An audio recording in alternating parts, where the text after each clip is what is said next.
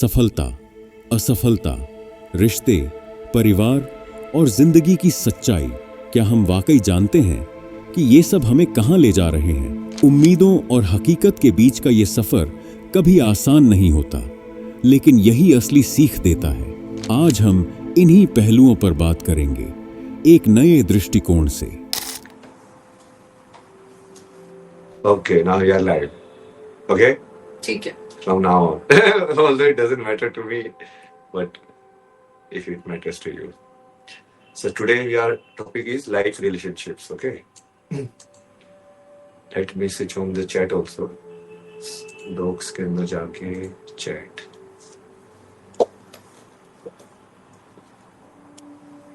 से YouTube live ये views आवे, ये व्यूअर्स आएंगे तो यहाँ पे आ जाएंगे। बट हमारा आज ज्यादा व्यूअर्स पे फोकस नहीं कर रहे। अच्छा यहाँ आ गए, लाइव कब होगा? लाइव हो गया।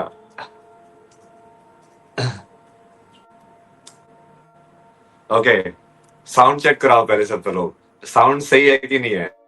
आज के बाद मेरे को नहीं बोला पापा जी साउंड सही नहीं आ रही है। आज इतनी मेहनत करके सिर्फ साउंड के ऊपर काम किया मैंने कि ये माइक वगैरह सही काम करे। अब बोलो कि मुझे यस या नो बताओ, साउंड सही है कि नहीं है? यस यस आ रही है, ऑल गुड, सही है, यस, हर हर महादेव, नाइस साउंड, सही है, गुड, यस यस, ओके आ रही है, डन, ठीक है। तो अभी तुम्हारी चैट भी ऑन है, अब चैट भी देखते रहेंगे, ठीक है। तो इनको दिख भी रहा है, थोड़ा सा जोर से आप एक बार बोल रहा है, इनकी साउंड भी चेक कर लो ना एक बार। नमस्कारम, नमस्कार, हर हर महादेव। ये सही है? Yes yes yes yes yes, ये ठीक है, ओके। नमस्कारम। और पहले थोड़ा सा चैंटिंग से ही शुरू करते हैं, थोड़ा शांत हो जाएंगे। ठीक है। आप भी करते हो चैंटिंग? करती तो हूँ। कौन सी चैंटिंग करते हो? मैं वैसे नम्यो और इंगिक्यो चैंट करती हूँ। ये बुद्धिस्ट वाला। और हम तो सिंपल करते हैं। महादेव, हर हर महादेव। हर हर महादेव भी, ओम नमः शिवाय, राधा, वो सारे करते हो। तो शाम में सदाशिव सुनती हूँ बहुत ज्यादा। शाम में सदाशिव करोगे? बिल्कुल, ठीक है। सदाशिव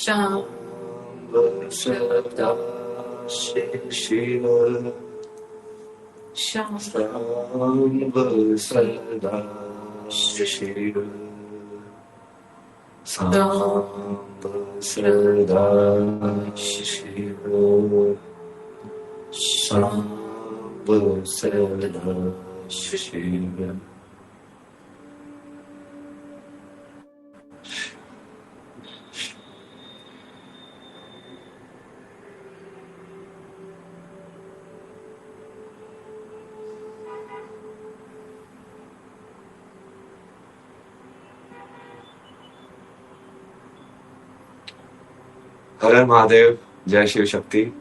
तो अभी चालू कर,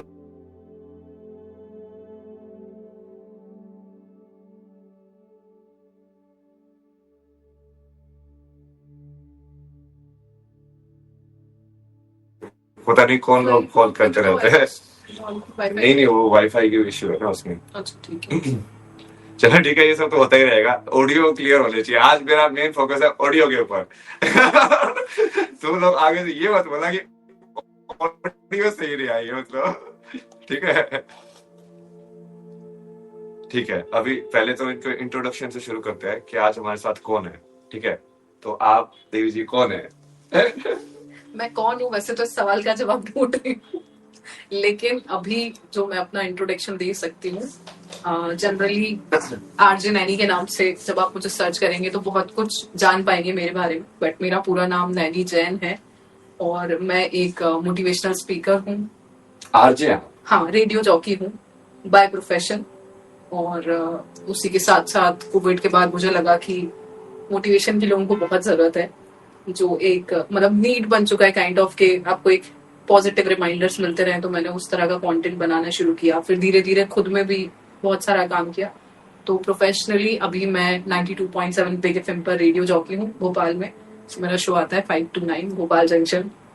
चेक करना, ये सब बहुत इनके यूट्यूब चैनल भी है और ये बहुत ऐसे मोटिवेशन वाली रियल लाइफ वाली एडवाइसेस देती है। और आज हम वो सब भी डिस्कस करेंगे क्योंकि आज का टॉपिक ही वही है। इनके साथ बैठ के हम like relationship, life, failure, success, इसको सबको कैसे देखना है, क्योंकि उन पे ही आई थिंक ये एक्सपर्ट है इन अ वे। अच्छा, एक दूसरी चीज, लाइक आप यहाँ पे क्यों बैठे हो? आप मेरे को कैसे जानते हो? यहाँ पे मैं इसलिए बैठी हूँ बिकॉज जैसे आप एनर्जी में बहुत बिलीव करते हैं, मैं एनर्जी में बहुत बिलीव करती हूँ। कहने को तो मेरी बहुत अच्छी खासी सोशल लाइफ है, बिकॉज लोग जनरली सोचते हैं कि मीडिया वाला इंसान है तो हर रोज ना जाने कितने लोगों से मिलता होगा, कितने लोगों के इंटरव्यू करता होगा। बट अगर मैं एज अ पर्सन कहूँ तो बहुत कम लोग ऐसे होते हैं जिंदगी में जिनसे मैं कनेक्शन बना पाती हूँ, कनेक्ट कर पाती हूँ। तो महाकुंभ में जब मैं गई हुई थी, वहां पर रही और 20 दिन रहने के बाद आई डोंट नो वो 6th डे था या 7th डे था जब हमारी टीम आपका इंटरव्यू करने गई थी। तो मुझे बिल्कुल ऐसा नहीं लगा कि आप वायरल हो इसलिए मुझे आपसे मिलना है या जाके फोटो खिंचाना है। मेरा कभी वो मोटिव नहीं था। बिकॉज आपने वो जो पेरेंटिंग वाली बात कही थी उससे मैं इतना ज्यादा कनेक्ट हुई और आई डोंट नो मतलब किस तरह की अंडरस्टैंडिंग हुई कि मुझे लगा कि मुझे एक बार तो आपसे मिलना है जाके, बिकॉज मुझे बात करनी है, मुझे कोई फोटो क्लिक करा। कौन सी पेरेंटिंग वाली बात? पेरेंटिंग वाली जो आपने बात कही थी कि कभी कभी हम पेरेंट्स को भगवान बना देते हैं। ठीक है, कई बार क्योंकि मैं उस सोसाइटी से ही आती हूँ जहां पर हम देखते हैं कि पेरेंट्स चाहे कुछ भी करें, चाहे पेरेंट्स बुरा कहें, चाहे पेरेंट्स बच्चों के साथ कुछ भी करें, बट हमें कहा जाता है कि आपको उनको एज अ गॉड ही देखना है, वो कुछ भी कर सकते हैं बिकॉज आपके वो पेरेंट्स हैं।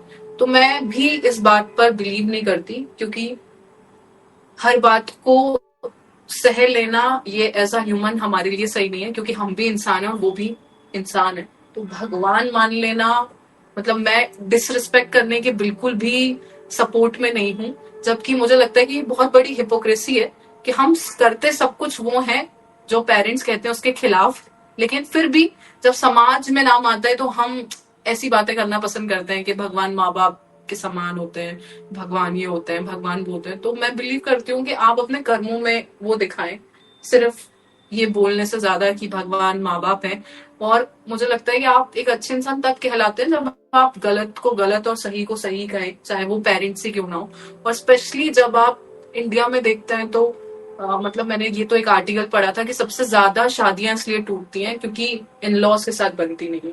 और उसका जो कोर है, उसका जो मेन रीजन वो ये है कि लड़के वैसे तो सारे काम वो करते हैं जो माँ बाप कहते हैं उनके खिलाफ जाके, लेकिन स्पेशली जब स्टैंड लेने की बात आती है या सच को सच बोलने की बात आती है तो उन्हें लगता है कि नहीं, पेरेंट्स भगवान है। और ऐसे बहुत सारे केसेस में हम देखते हैं। तो इसलिए मैंने वो बहुत रिलेट किया, मतलब मैंने बहुत कुछ देखा है। पहले मैं भी ऐसा सोचती थी, फिर धीरे धीरे मेरी जो अंडरस्टैंडिंग है वो भी चेंज हुई। तो कैसे बताइए ना, वो आपकी स्टोरी से बहुत सारे लोग भी इंस्पायर होंगे ना। कैसे अंडरस्टैंडिंग, कैसा आपका बचपन से बताइए, आपका ऐसे अपब्रिंगिंग कैसा था? देखिए, मेरी अपब्रिंगिंग बड़ी कंजर्वेटिव फैमिली में हुई है। भोपाल की एक बहुत ही नॉर्मल फैमिली जिसमें मैं सिंगल चाइल्ड हूँ। और मेरे जो पेरेंट्स का रिलेशनशिप रहा है वो मैं ये नहीं कहूंगी कि बहुत हेल्दी मैंने बचपन से देखा है कि बहुत एकदम प्यार वाली बॉन्डिंग है। ऑल्दो मुझे पता है इस पर भी बहुत लोग कहेंगे कि अपने माँ बाप की बात मेरे को तो गाली देते ही रहते हैं लोग उसमें। ऐसे तो ऐसे नहीं पता आपके साथ भी देने लग जाएंगे, आपके ऊपर ही पड़ जाएगा वो ट्रोल। एग्जैक्टली। तो मुझे लगता है कि ये शायद हर फैमिली की कहानी है, बट आप नहीं बताना चाहते या नहीं शेयर करना चाहते तो वो आप पे डिपेंड करता है। बट मुझे लगता है बिल्कुल नॉर्मल होना चाहिए कि जो भी आपने देखा, फील किया, अगर वो आप एक्सप्रेस कर रहे हो तो इसमें कोई भी बुरी बात नहीं है। तो मैंने सत्य तो सत्य ही है, सत्य तो छुपाने से तो चेंज होगा नहीं, वो नहीं चेंज होगा।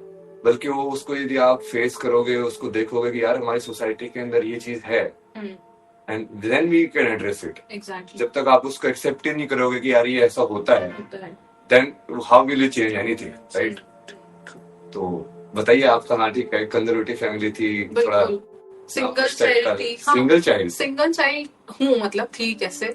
तो वो लड़की का वो वाला इशू नहीं हुआ आपके घर में कि लड़का चाहिए? Exactly exactly. ये बहुत इशू हुआ है। इसका माइंड पढ़ रहा हूँ मैं। हाँ। और सबसे कमाल की बात ये है कि मेरे घर की फीमेल्स ने हमेशा मुझे बहुत सपोर्ट किया, चाहे वो मेरी मम्मी हो, दादी हो। लेकिन ऑपोजिट साइड हम ये मानते हैं कि मेल्स को सोसाइटी में बहुत सपोर्ट करना चाहिए, क्योंकि आप बहुत ग्रो कर पाते हो। बट मेरी फैमिली में लाइक जितने भी हैं, लाइक मेरे पापा या और भी कोई रिलेटिव्स में जो होते हैं, कभी उन्होंने उस तरीके का सपोर्ट नहीं किया, क्योंकि उनके दिमाग में शुरू से वही था। मतलब इतने मेरे ऊपर रिस्ट्रिक्शन थे जब मैं स्कूल में थी, तो मेरे पापा ने ये डिसाइड कर लिया था कि एक तो शहर से बाहर कभी नहीं भेजना क्योंकि कोई नीड नहीं है, और दूसरा जॉब नहीं कराना क्योंकि कोई नीड नहीं है। ठीक है, ये उन्होंने खुद डिसाइड कर लिया, मतलब मेरे से पूछना तो जरूरी नहीं समझा। और सबसे इंटरेस्टिंग बात यह है कि तब तक मैं भी आप सबकी तरह माँ बाप को भगवान मानने वाली बच्ची, चाहे वो कुछ भी कह दे, चाहे वो गाली दे दे, कुछ भी बोल दे, और तो गाली नहीं दी कभी, लेकिन तब तक मैंने वो सारी चीजें करी जो मम्मी पापा ने कहा।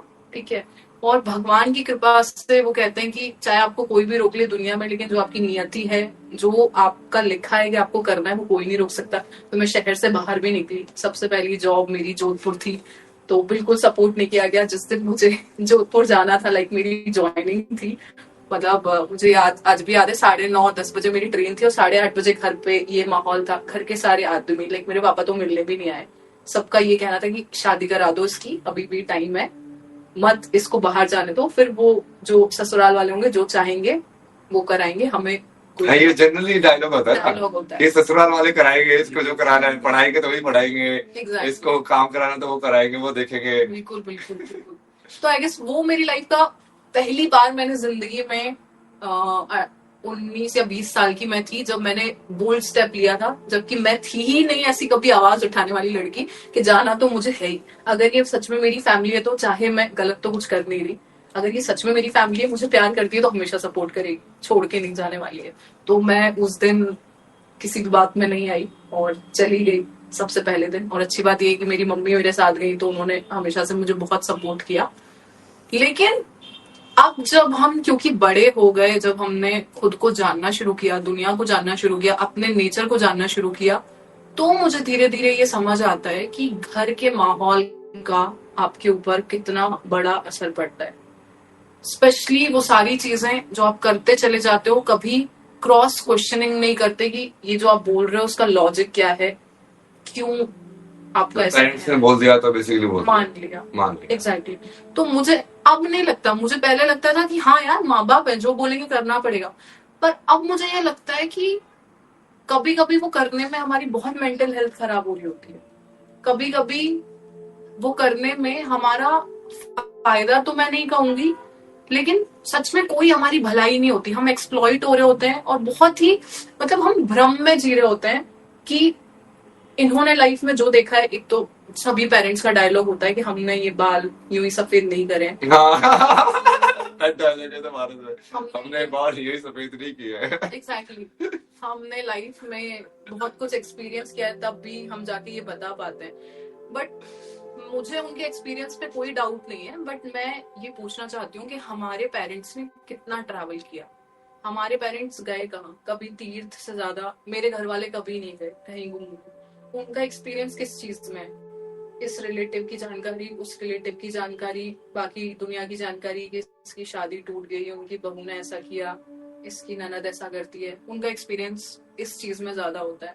तो बहुत सारी चीजों में कई बार मुझे ऐसा लगता है कि कुछ टॉपिक्स ऐसे भी होते हैं जिसमें हम अपने पेरेंट्स को एजुकेट कर सकते हैं, क्योंकि जमाना मुझे लगता है इतनी तेजी से बदल रहा है। हर 4 साल में हम देखते हैं कि बहुत सारी चीजें चेंज हो गई। कोविड के बाद हम देखते हैं कि टाइम एकदम से इतना बदल गया, तो बहुत सारी बातें जो हमारे पेरेंट्स को नहीं आती, अब उसमें भी अगर वो कुछ हमें बता के ये कहें कि हम जो बोले वो करना है, तो मुझे लगता अब मैं ये बेसिकली इसको समराइज करें तो लाइक पेरेंट्स भी ह्यूमन बीइंग ही है। एग्जैक्टली। और वो उनके पास भी लिमिटेड डेटा ही है लाइफ को एक्सपीरियंस करने का। बिल्कुल। तो वो जब वो किसी भी चीज को ऐसे एब्सोल्यूट बोलते हैं वो सही नहीं है। बिल्कुल।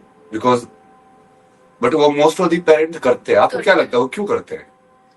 वो क्यों करते हैं? क्योंकि उनके साथ भी किया गया है। पता होगा ना लाइक कि हमको हमारे पास लिमिटेड नॉलेज है, उनको पता है ना, मैं बोल रही हूँ वो इसलिए करते हैं क्योंकि उनके साथ भी यही किया गया है। तो आज ही मैं अपनी एक थेरेपिस्ट दोस्त से बात कर रही थी, तो उसने मुझे बहुत अच्छी बात बताई, इसी बारे में हम बात कर रहे थे। तो उसने मुझे बोला कि इस दुनिया में कोई भी किसी के साथ, स्पेशली पेरेंट्स बच्चों के साथ जानबूझ के नहीं कर रहे हैं सब। बेवकूफ हम उनको नहीं कहेंगे क्योंकि ये गलत वर्ड होगा, बट उनको नॉलेज नहीं है, उनके पास वो एजुकेशन नहीं है, इसलिए वो जो लिमिटेड चीजें उनको आती हैं, लिमिटेड ज्ञान उनको, जो हमेशा वो जनरेशनल ट्रॉमा, जो राइट वर्ड है आज के जमाने में जिसे हम कहते हैं, कि फॉरवर्ड उनको किया गया और अब वो हमें कर रहे हैं ये सोच के कि ये संस्कार है, ये वैल्यूज हैं जो हमें दी गई हैं, वो हम देंगे, और ऐसा नहीं करेंगे तो तुम हाथ से निकल जाओगे, तुम आवारा हो जाओगे, तुम बिगड़ जाओगे। ये सारी बातें होती हैं और मुझे ऐसा लगता है कि हाथ से निकलना और बिगड़ना स्पेशली उस केस में तो कभी नहीं हो सकता जब आप एक अच्छी प्रेस्टिजियस जॉब कर रहे हो, आप एक बहुत अच्छा नाम रखते हो जहां पर कभी भी कोई गलत चीज आपने नहीं करी है, और अगर खुद के फैसले लेना और खुद का स्टैंड लेने को पेरेंट्स आवारा कहते हैं, तो मुझे लगता है कि किसी भी बच्चे को नहीं सुनना चाहिए। और ये बोल के काफी बार बहुत मैनिपुलेट किया जाता है इमोशनली, तो आई गेस ये बिल्कुल सही नहीं है। तो ये पेरेंटिंग के बारे में और बात ये करेंगे, क्योंकि आप उस पर भी बहुत सारी मोटिवेशनल टॉक्स ये सब भी बनाते हो, so that is the main area I think we will touch upon, other relationship also, success failure, covid also. So आप आरजे कैसे बने सबसे पहले, और दूसरा कोविड के टाइम पे ही आपने वो मोटिवेशनल चैनल चालू किया? हाँ बिल्कुल। उसकी क्या वजह थी? राइट, पहले मैं फनी कंटेंट बनाती थी, मतलब ऐसा कहते हैं सब, मैं खुद कहूंगी तो अच्छा नहीं लगेगा कि मेरा ह्यूमर अच्छा है, मतलब काफी अच्छा सरकाज़म और ह्यूमर मेरे अंदर है। वो रैंडमली पता चलेगा। हाँ, वो जो कि वो सिग्नल की वजह से हो रहा है, बट ऑडियो क्लियर आ रही है ना। ये वो दिख रहा है मेरे को यहाँ पे पिक्सेलेटेड है, वीडियो थोड़ी पिक्सेलेटेड है अभी, ठीक है, क्योंकि वो सिग्नल के हिसाब से है, वो इतना आई थिंक वाईफाई वीक है या कुछ, तो but I think audio clear होनी चाहिए तुम लोगों को, तो दिखना चाहिए, वो मेन चीज है ना जो हम डिस्कस कर रहे हैं। बाकी तो अगली बार में वीडियो को भी क्रैक करेंगे, ठीक है। इस बार ऑडियो को क्रैक कर रहे हैं, ठीक है।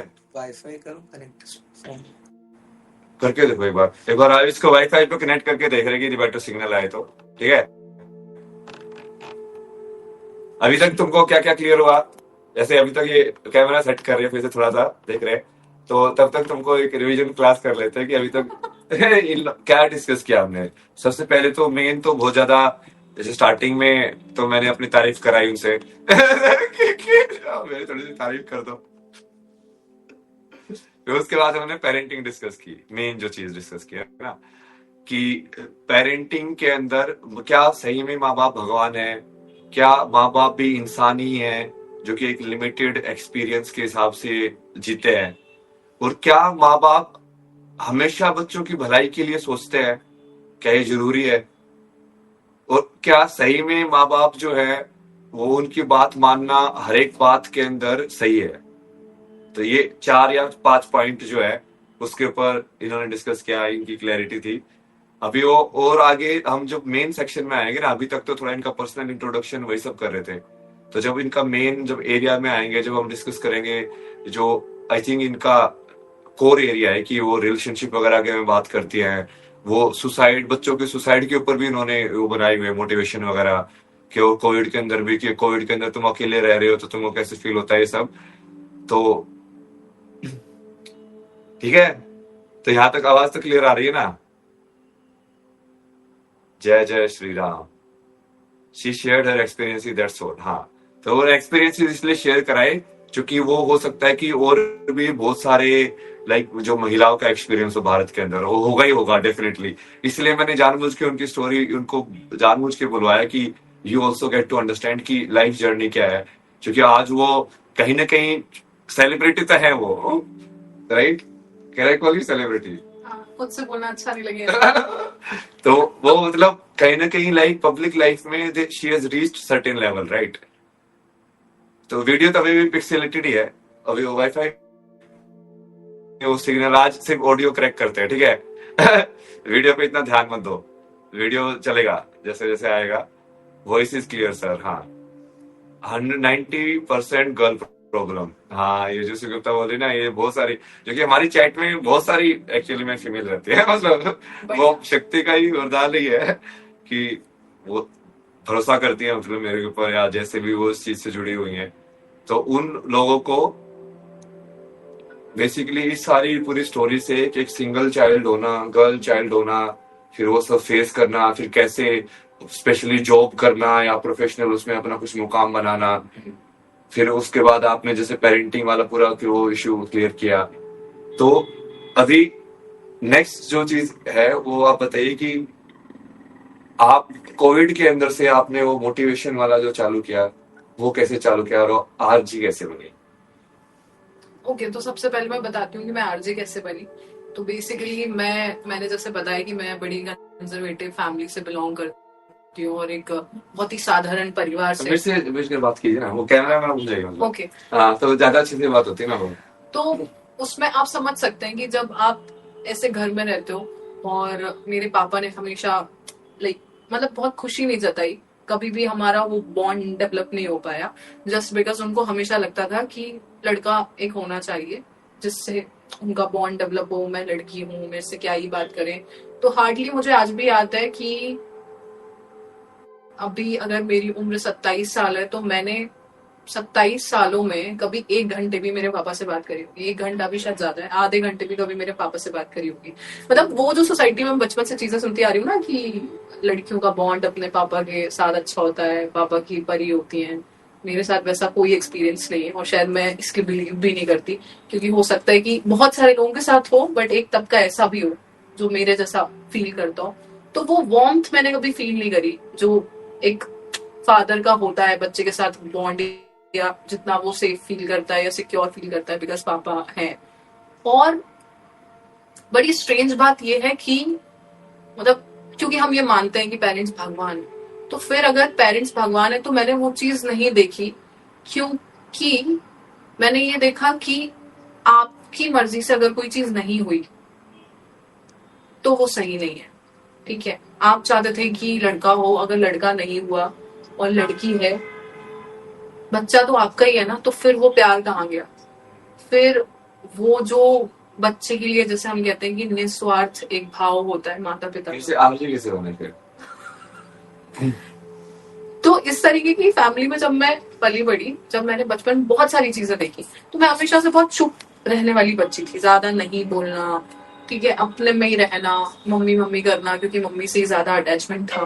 पढ़ाई में मैं बहुत ज्यादा अच्छी थी नहीं, कभी ऐसे बहुत अच्छे मार्क्स नहीं आए, और कभी कोई मुझसे पूछता भी था तो मैं ऐसे नहीं बोलती थी कि मुझे कोई डॉक्टर बनना है, इंजीनियर बनना है, मैं बस बोलती थी मुझे कुछ अलग करना है, और खुद भी नहीं पता था मुझे क्या करना है।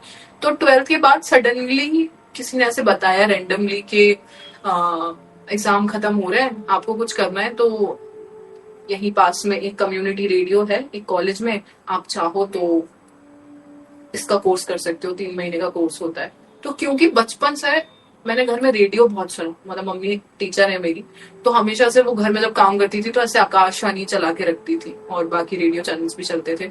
तो मैं को बड़ा फैसिनेट करती थी वो चीज की यार, क्योंकि उस टाइम हमारे पास वो फोन सांप का गेम जो होता है वो वाला नोकिया वाला फोन था, तो मुझे नहीं पता होता था कि वो जो आरजे वहां पर रेडियो के पीछे बैठ के बात कर रहा है वो दिखता कैसा होगा। मतलब उस टाइम पे इमेजिनेशन सच में बहुत अच्छी काम करती थी, क्योंकि हमारे पास वो गूगल का ऑप्शन और वो सब नहीं था कि सर्च कर लिया कि फलाना आरजे कैसा दिखता है। तो ऐसे ऐसे मेरे को बड़े थॉट्स आते थे कि यार कैसे बैठते होंगे ये, कैसे बात करते होंगे। मुझे भी आते थे, पता है, मैंने भी बहुत रेडियो सुना है ना? मैं रात में काम करता रहता था, वो कहीं भी वो पूरे लेट नाइट शोज रेट्रो वाले कि लव गुरु तो कितना क्योंकि उसकी आवाज इतनी मजे थी ना, हाँ। राम गुरु, फिर उसका बोलने का भी उसकी आवाज में कुछ तो डेप्थ थी ना, मतलब डेप्थ थी, इसलिए वो जैसे वो बोलते थे ना, हाँ। चाहे वो एडवाइस जैसे भी दे रहे हो, बट जैसे वो बोलते थे उससे फैसिनेशन होता था। बिल्कुल बिल्कुल। फिर ऐसा लगता था यार इंसान दिखता कैसा होगा, 40 का है कि 50 का है, क्योंकि वो भी पता नहीं चलता था। पता चलता था वो तो 60 साल का। हाँ, वो तो 60 साल का था, बड़ी बाद में पता चला कि ये तो 60 साल के है। एग्जैक्टली। तो ऐसे उस चीज ने मुझे अट्रैक्ट तो किया 100%। तो कहीं ना कहीं क्योंकि मुझे लगता है कि यार बचपन से ही आप किसी चीज से इतना कनेक्टेड हो तो वो कनेक्शन भी बैठ जाता है। तो जब वो कोर्स वाली बात हुई तो मैंने एक बार भी डिनाई नहीं किया, मैंने मन में ये सोचा कि यार ट्राई कर लेते हैं। वैसे भी पढ़ाई में तो मुझे लग नहीं रहा अपना कुछ खास होने वाला, और मेरा इंटरेस्ट भी नहीं था कभी ऐसा बहुत ज्यादा कुछ पढ़ के कोई एग्जाम निकालने में।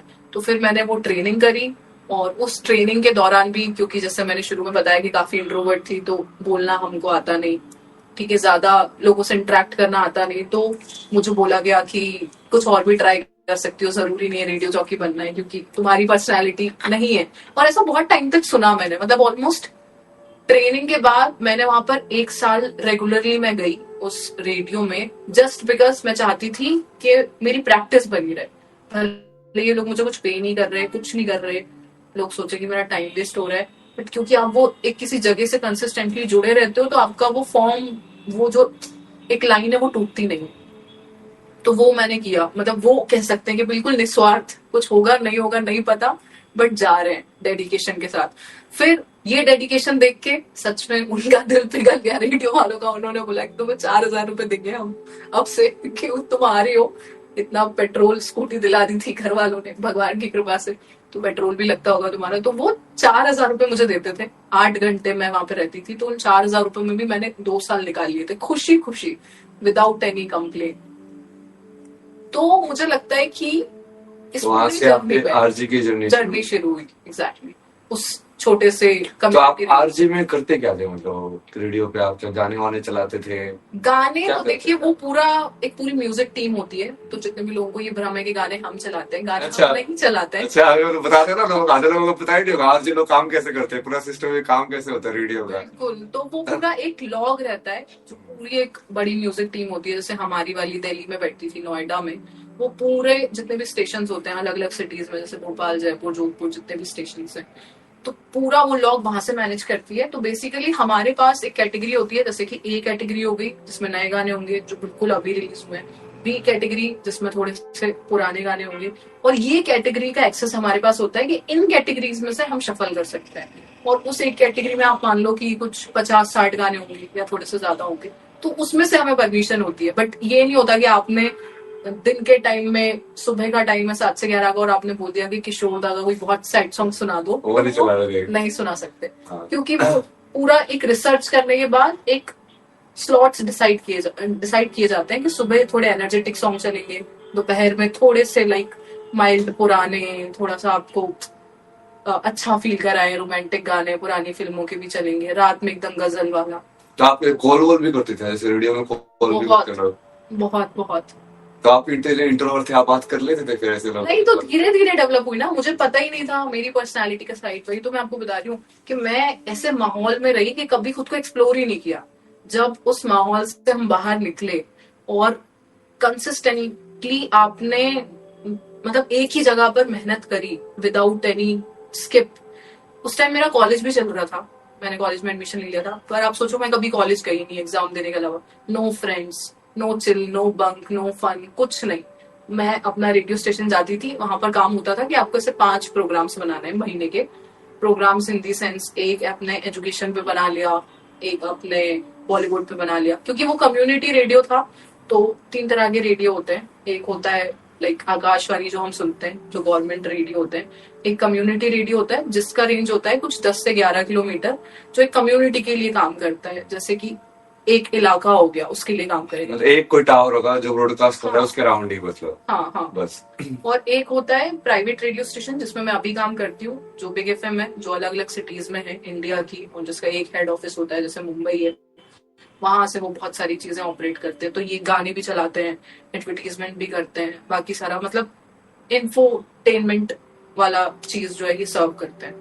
तो आप जैसे मेन आप जैसे गाने वाने भी चलाती थी, उसके साथ में जैसे टॉपिक के हिसाब से बात करती थी कि मतलब ऐसी जनरली? हाँ, तब जब कम्युनिटी रेडियो में थी तो हम एक टॉपिक पे पूरी बात करते थे, क्योंकि वहां पे ज्यादा एंटरटेनमेंट वाला स्कोप नहीं होता, वहां पे इंफॉर्मेशन देना ज्यादा प्रेफर किया जाता है। और आप जिस रेडियो स्टेशन में मैं काम कर रही हूँ, वहां पर आपको इन्फॉर्मेशन के साथ एंटरटेनमेंट चाहिए। जैसे कि आपको कोई भी न्यूज ऐसे बतानी है जो ऐसी ना लगे कि न्यूज चैनल है कि आज वारदात हो गई और वहां पे ट्रैफिक लग गया, ऐसे नहीं बतानी है आपको। थोड़ा उसके साथ कुछ जोड़ के, मिर्च मसाला लगा के, मिर्च मसाला मतलब आई मीन पॉजिटिव सेंस में, ऐसा नहीं मिर्च मसाला तो सब रेडियो वाले लगाते हैं तो। नहीं, रेडियो का वो काम नहीं, मतलब प्रॉपर वे में इंसान उसको स्किप ना करे, एक इन्फॉर्मेशन पहुंच जाए, बहुत ब्लैंक नहीं जाए। तो ये काम होता है अभी। अच्छा, आप भी उसको बताते हैं। फिर आपने ये मोटिवेशन वाला जो चालू किया यूट्यूब पे, वो कैसे चालू किया कोविड के टाइम पे? कोविड के टाइम पे मैंने ऐसे चालू किया कि मतलब बाय नेचर मैं बहुत इमोशनल इंसान हूँ हमेशा से ही, और मतलब मुझे दूसरों का दर्द देख के दर्द फील होता है। मतलब एक दफा तो मुझे लगता है कि मैं क्या कर सकती हूँ, बेस्ट करने की कोशिश करती हूँ। तो कोविड में मैं जयपुर में ही थी, और कमाल की बात ये है कि कोविड में आई गेस जब बहुत पीक कोविड आया था तभी हम घर बैठे थे, वरना मैं रोज जाती थी रेडियो स्टेशन, काम करते थे, हमारा काम बिल्कुल नहीं रुका। उसके बाद हमने ऐसी बहुत सारी चीजें करी, जैसे हम लोगों को खाना बांटने जा रहे हैं, हम जो उस कोविड में खाली सड़कों पे वो जो पुलिसकर्मी खड़े हैं, सफाई वाले, उनको जा जाके कुछ सर्व कर रहे हैं। तो बहुत सारी चीजें मैंने ऐसे देखी कि लोगों का ना, मतलब उनके खुद के घर में भले ही कुछ नहीं हो रहा, लेकिन जैसे ही आसपास कुछ होता है मतलब एकदम जो मोरल है वो डाउन हो गया है। और जितने भी डॉक्टर से मैंने बात करी, जितने भी एक्सपर्ट से मैंने बात करी, तो उनसे कम्युनिकेशन में यही निकल के आया कि कोविड बीमारी ठीक है, लेकिन इम्यून सिस्टम और आपका विल पावर, इस पे पूरा मैटर बहुत डिपेंड करता है। कुछ लोग इसलिए मर रहे हैं क्योंकि वो, हो सकता है कि उनको बीमारी से ज्यादा डर ले गया हो साथ। और अपने आसपास भी मैंने देखा कि लोग मतलब बीमारी से ज्यादा डर बहुत रहे थे। तो फिर मैंने वो वीडियोस वहां से बनाना स्टार्ट किए कि एटलीस्ट मैं जो कर सकती हूँ अपना पार्ट मैं वो करूंगी। तो मैंने यूट्यूब पे बड़े बड़े वीडियोस बनाए कि कोविड पेशेंट से कैसे बात करें, क्योंकि मैंने अपने ही घर में देखा अगर कोविड हो गया तो कैसे हुआ, 50 कॉल कर रहे। मतलब आप मत पूछो ना, किसी को कोविड हो गया है ऑलरेडी, वो परेशान है, कैसे हुआ, तो लगवा ली वैक्सीन, कि क्या कर लिया, कि खाने में ये खा लेना, ये मत खाना। अरे पता होता है इंसान को, कोई भी इतना बेवकूफ नहीं है, उसको पता होता है खुद का ख्याल कैसा रखना है। मुझे लगता है इंडिया में हम फॉर्मेलिटी करने के चक्कर में ना दुख ज्यादा देते हैं दूसरों को, उनकी परेशानी सॉल्व करने से ज्यादा।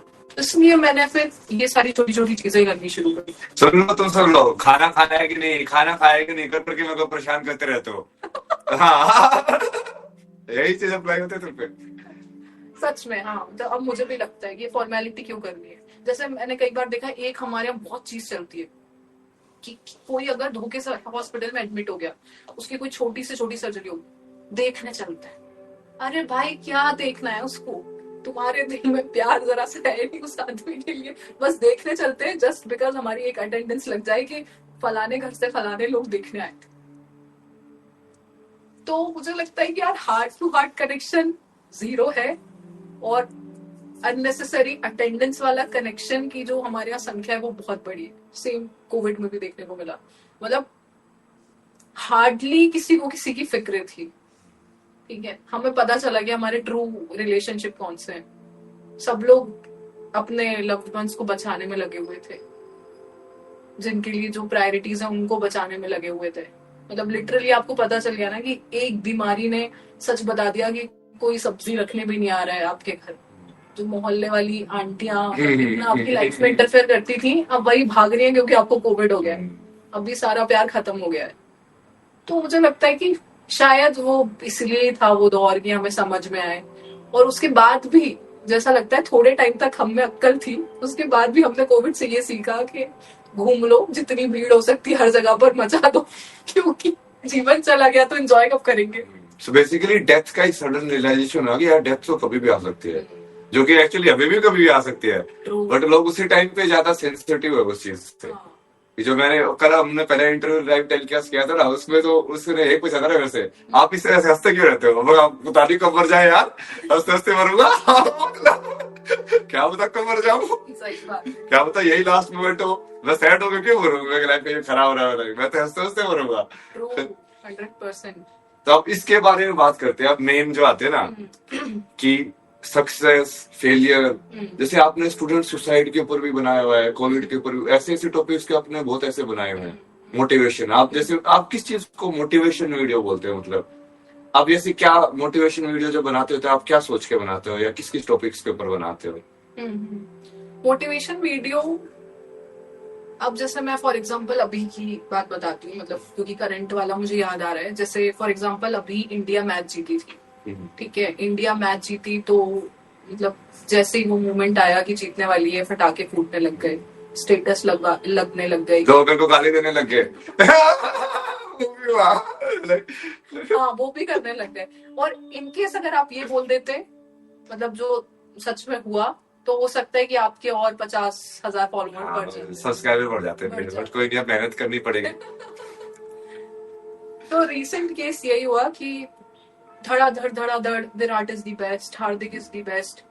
लेकिन मैंने उस पे वीडियो बनाया कि जब हार्दिक का टफ टाइम चल रहा था, ठीक है, जब विराट का टफ टाइम चल रहा था, तो गालियां अनुष्का को बढ़ रही थी। तुम लोग ही स्टेटस लगा रहे थे और तुम लोग ही वीडियोस लगा रहे थे कि ये तो है पनौती, हार्दिक छपरी है, हार्दिक ने किया क्या है जिंदगी में, ये तो स्टार बन गया, ठीक है। और वही हार्दिक और विराट जब अच्छा परफॉर्म करते हैं तो ये तो हीरे हैं, ये तो स्टार है।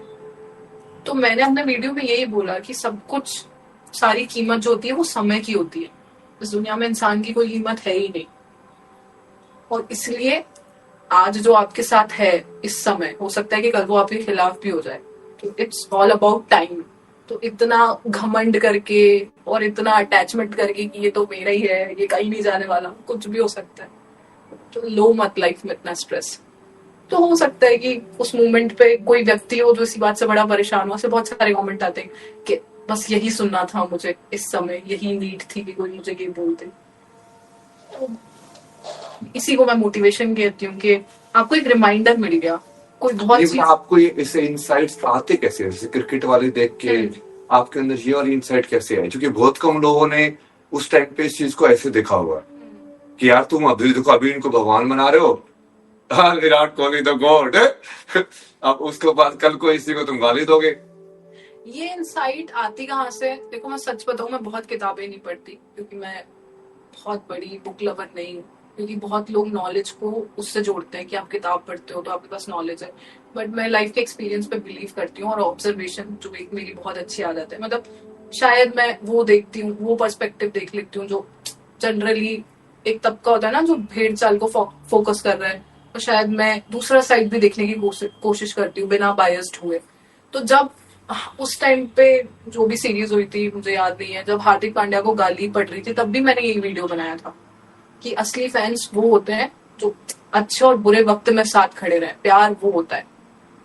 ये किस तरह का प्यार है कि जब ये अच्छा परफॉर्म कर रहा था तो तुम स्टेडियम के बाहर चिल्ला रहे थे, अभी वो निकल रहे तो गाली दे रहे हो। I don't think this is love. तो ये सब बातें आपके आसपास ही हैं जो आपको दिखाई देती हैं डेली। आप अपने परिवार में कितना कुछ देखते हो, जो एक टाइम तक बहुत भ्रम में रहते हो, आप सब कुछ इग्नोर करते हो, सब अपना है, सब अपना है, सब अपना है। जैसे ही आप अपना भ्रम तोड़ोगे आपको समझ में आएगा कोई अपना नहीं है, सब पिक्चर चल रही है, ड्रामा चल रहा है, जस्ट बिकॉज फॉर्मेलिटी है, सबको करना है। तो मुझे लगता है कि ये सब कुछ ऑब्जर्वेशन है। अगर आप भ्रम में रहोगे तो आपको कुछ नहीं दिखेगा। ये आप एग्जैक्टली वही चीजें बोलते हो जो मैं बोलता हूँ। मतलब सही है, एग्जैक्टली वही वाली चीजें बोल रहे हो। गुरु बन गए आप भी आज बैठ के। बड़े बहुत बढ़िया चीजें, जैसे ये तो आज सोसाइटी में ऑब्जर्व भी किया हुआ ना कि क्रिकेट वाला है तो स्पेशली लाइक धोनी को भी पहले लोग कितना वर्ल्ड कप जीता तो कितना ऐसे स्टार बनाया, फिर बाद में वो कितनी गालियां देते थे उसको। जो वो दूसरे वाले वर्ल्ड कप के अंदर वो जो सेमीफाइनल में हार गया, सेमीफाइनल में हारे थे ना वो न्यूजीलैंड के साथ, फिर उसके बाद भी वो कभी पत्थर मारने चले जाते थे, रांची में कुछ हो रही थी, हार गए तो ट्रॉफी वगैरह। तो ये क्या है, मतलब इसको आप क्या सोचते हो? मतलब ये क्या अंधापन है समाज का, क्या है ये? मतलब अंधापन नहीं है, मुझे लगता है ये भेड़ चाल है। जैसे फॉर एग्जाम्पल अभी रिसेंट एग्जाम्पल मुझे जो मेरी थोड़ी आंखें खुलने को बची थी वो महाकुंभ में खुल गई।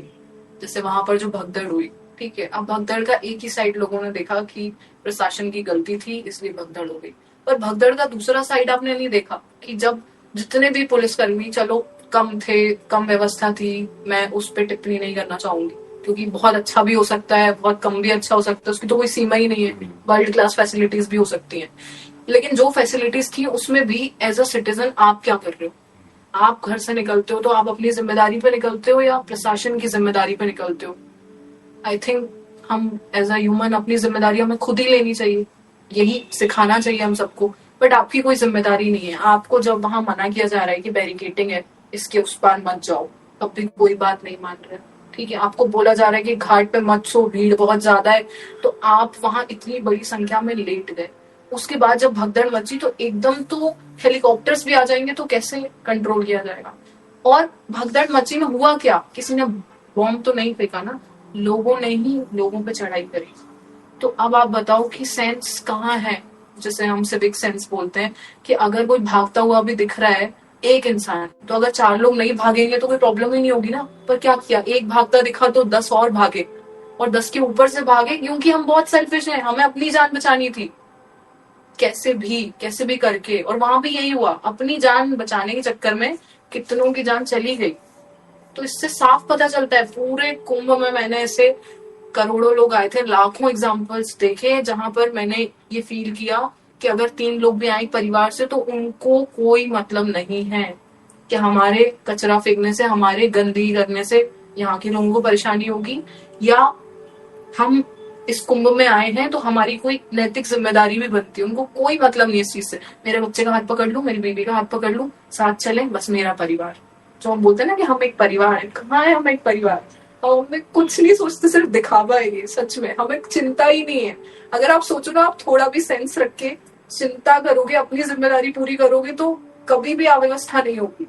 मतलब मैंने धक्के खाए यार आंटियों के, जब वहां पे वो स्नान के लिए ऐसे मतलब जो भी जुलूस निकलता था, हाँ, तो अगर बैरिकेटिंग के पार मैं यहाँ पे खड़ी हूँ तो आंटियों ने मुझे धक्के दिए कि वो बैरिकेटिंग तोड़ के जैसे तैसे वहां चली जाए, किसी बाबा के चरण छू ले।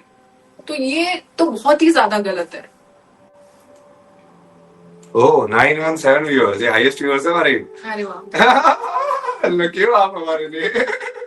धन्यवाद। तो तो बस यही बहुत चीज। बढ़िया चल रहा है। तो अभी तक तो आपका जैसे लाइफ जर्नी ये सब देखा, आपके इनसाइट्स तो मेरे को बहुत सही लगे भाई, इसीलिए शायद आप यहाँ पे बैठे हो, हाँ, क्योंकि वही इंसान शायद मेरे पास आके एज ए फ्रेंड भी, मतलब लाइक आपने पूरा ऐसे, इनके हस्बैंड भी फोटोग्राफर है तो उनको भी जैसे कैमरा एंगल ये सब, तो उनको भी पूरा ऐसे हेल्प लेके हमने पूरा सेटअप किया ना कि अच्छा ये वीडियो फ्रेम, अभी वीडियो क्वालिटी नहीं आ रही है क्योंकि वो वाईफाई सिग्नल की वजह से है, बट कैमरा तो बढ़िया से सेट है, देखो बिल्कुल ऑफिशियल पॉडकास्ट जैसा सेट है। और वो भी फिगर आउट कर लेंगे नेक्स्ट वाले में। अभी ऑडियो आई थिंक आज यदि हमने क्रैक कर ली तो आज हमारे लिए बहुत बड़ा अचीवमेंट होगा कि आज ऑडियो क्रैक कर लिया भाई आज, ठीक है। तो नेक्स्ट वाले पॉडकास्ट वगैरह करेंगे तो उसके अंदर वीडियो वगैरह भी सही कर लेंगे। बट ये सब जानते हुए भी जैसे यहाँ पे बैठी हुई है एज ए ह्यूमन, अब वो वैसे सेलिब्रिटी हो, वो बोल भी सकते हैं यार ये क्या सेटअप है तेरा, प्रोडक्शन वोडक्शन कुछ नहीं है तेरे पास, ये क्यों मैं क्यों आऊँ इंटरव्यू करने के लिए। बट वो फिर भी समझ रहे हो ना एज ए ह्यूमन, और शायद इसी की वजह से वो मेरे से अट्रैक्ट भी हुई क्योंकि उन्होंने वही चीज देखी होगी। क्योंकि वो हम जो बात कर रहे हो सेल्फिश वाली, वो तो आई थिंक एक बेसिक ह्यूमन ट्रेट है। मतलब यदि मान लो मेरे ऊपर कुछ आएगा कि मैं मर सकता हूँ, ये दूसरा वाला मर सकता है, तो आई थिंक सब लोग खुद को ही बचाएंगे, राइट? बट आप समझ नहीं रहे हो ना, मैं ये कह रही हूँ कि वो नौबत आने से तो बचा सकते हैं ना, मतलब वो अगर आपके हाथ में है तो। फॉर एग्जाम्पल वही मैंने कहा कि अगर भगदड़ मच रही तो वहीं खड़े हो जाओ ना, भेड़ चाल में भागते हैं ना हम हमेशा। नहीं वो तो यदि उसमें, तो आप सोचने के हिसाब से तो बहुत कुछ सोच सकते हो ना कि यदि ऐसे लोग होते कि जैसे भगदड़ मच रही है, they could have like just use their own power to barricade it, like then it would have been contained। क्योंकि वो स्टैम्पेड में मेन चक्कर वही होता है कि एक जब भागने लगता है तो फिर सब भागने लगते हैं, सब भागने लगते हैं तो फिर सभी भागने लगते, सभी फंस जाते हैं फिर, क्योंकि सभी भागोगे तो फिर कैसे भागोगे, भाग भी नहीं पाओगे। बट जैसे मैंने ऐसे बहुत सारे एग्जाम्पल्स भी देखे हैं, और आई गेस कुछ वीडियोस देखे और कुछ पढ़ा भी था कि एक बार, मुझे एग्जैक्टली देश याद नहीं है, कि किसी देश की, तो इंडिया नहीं था वो, फ्लाइट में कुछ दिक्कत हो गई थी, तो प्लेन में कुछ प्रॉब्लम हो गई, प्लेन रुक गया ऊपर ही, कुछ तो होने वाला था धमाका, लेकिन स्टिल वहां पे जो अंदर लोग बैठे थे वो एकदम शांति से बैठे रहे, क्योंकि उनको प्रोबेबली फेथ था या वो सेंस था कि पैनिक होने से और चिल्लाने से तो कुछ नहीं होने वाला। लेकिन सेम जो हम मरिया, ऐसी कोई भी चीज, तो हमारे यहाँ पे जो पैनिक और पैनिक क्या मेंटल हेल्थ से भी एसोसिएटेड है कि लोगों की मेंटल हेल्थ में भी they get panicked very easily. 100%। मैं बोल रही हूँ ना, हम सिर्फ दिखावे और बोलने के लिए यूनिटी बोलते हैं, वो बिहेवियर में नहीं दिखती कभी भी, वो मतलब प्रैक्टिकली वो दिखाई नहीं देती। तो या तो हम बहुत बड़े हिपोक्रेट हैं, ठीक है, सिर्फ बोलने के लिए और अच्छा अच्छा फील कराने के लिए सारी चीजें करते हैं, बट अंदर से हम कुछ और ही हैं जो हम दिखा नहीं पा रहे हैं बिकॉज ऑफ सोसाइटी। कहना तो हम चाह रहे हैं कि हम बहुत सेल्फिश, या तो बोल दो मुंह पे तो सामने वाले को उम्मीद ही ना रहे। तो पता नहीं, मतलब हम, मुझे लगता है हमारे ऊपर बहुत प्रेशर है सोसाइटी का। कौन सी सोसाइटी का मुझे नहीं पता, कौन है वो सोसाइटी में वो लोग जो अननेसेसरी रोड पे हॉर्न बजाते आपको हैं। पता चाहिए, आप तो आरजे हो। हाँ तो कौन है ये कौन है वो सोसाइटी? लोग? पता कौन है ये नहीं, लोग? हमारे आसपास के। कौन है ये लोग जो यहाँ पे चैट में भी आके मेरे को ट्रोल करते हैं, जबकि इतने बढ़िया से इंटरव्यू करे ना मैंने। आप कुछ भी ऐसे ऑब्जेक्शनल तो नहीं हो रहा है यहाँ पे। Like we are trying to discuss naturally, we are trying to understand things, but still लोग आगे ट्रोल कर रहे हैं। अब देखो ये कौन लोग है, ये कौन सी सोसाइटी है ये? अब इनका चक्कर क्या है? आपको क्या लगता है? जैसे आप तो मोटिवेशन के अंदर करते हो, तो उसके आपके भी ऑब्जर्वेशंस होंगी। तो ये क्या है? ये पेरेंटिंग की वजह से है, अपब्रिंगिंग की वजह से है, मेंटल हेल्थ की वजह से है, ये सब क्यों है? देखो, मैंने अपने सोशल मीडिया पे जो चीज एक्सपीरियंस करी है, जैसे कि मैं तो हमेशा अच्छी बातें बोल के वीडियो बनाती हूँ, तो उसमें भी कुछ लोगों को ऑब्जेक्शन हो जाता है, स्पेशली इसी व्यक्ति का जब हमने नाम यूज किया हो, जैसे क्रिकेट वाला मैंने आपको बताया। तो जो लोग पसंद नहीं करते हार्दिक को, वो उनको मैं कुछ भी बोल दूंगी, वो आके बुरा ही लिखने वाले। तो और बुरा लिखने वालों को कुछ भी देखना नहीं होता। वो आपने किसी भगवान जी के साथ भी फोटो डाली है, उस पर भी वो गाली लिख के जाएंगे। तो इसका जो मुझे समझ में आया, जितनी पढ़ाई मैंने करी है, जितना ह्यूमन बिहेवियर समझने की कोशिश करी, कि एक तो सबसे पहले जब आप अंदर से बहुत फ्रस्ट्रेट होते हो, अंदर से बिल्कुल नाखुश होते हो, तो आपको समझ में ही नहीं आता कि आपका कौन सा रिएक्शन कहाँ आ जा रहा है, तो आप बिल्कुल वो अंडरस्टैंड नहीं कर पाते। दूसरी चीज, स्पेशली जब घर पे कोई आपकी रिस्पेक्ट नहीं करता, ठीक है ना, आपकी बात आपकी मम्मी सुनती है ना पापा सुनते हैं, घर में आपकी कोई इज्जत है नहीं, तो आप क्या करते हो, वो आपके एक नेचर में आ जाता है कि आप जाके दूसरों को डिसरिस्पेक्ट करके अपना वो फ्रस्ट्रेशन निकालते हो। और दूसरों को, जाहिर सी बात है, आप जानने वालों को करोगे तो थप्पड़ मार देंगे। तो आप क्या करते हो, आपके पास आज एक बहुत बढ़िया प्लेटफॉर्म है सोशल मीडिया, ऑनलाइन इंटरनेट ही बोल सकते हैं इसको। इंटरनेट। हाँ, कि आप किसी के भी पोस्ट पे जाओ, कुछ भी लिख के आ जाओ। और जिन लोगों को इमेज इश्यूज हैं, उन्होंने अलग अलग अकाउंट्स बना रखे हैं, पता भी नहीं चलेगा यही फलाना हमारे साथ बैठता है, इसका एक अकाउंट भी है, यही गालियां लिख रहा है सारे रिश्तेदारों के पोस्ट पे, जिनको जेलसी है। और ऐसा करते हैं बहुत लोग, मतलब लिटरली मैंने ऑब्जर्व किया है। स्पेशली वही लोग ये ज्यादा करते हैं जो बहुत फ्रस्ट्रेटेड है अपनी लाइफ से, और जो अपनी प्रॉब्लम सॉल्व ही नहीं कर पा रहे।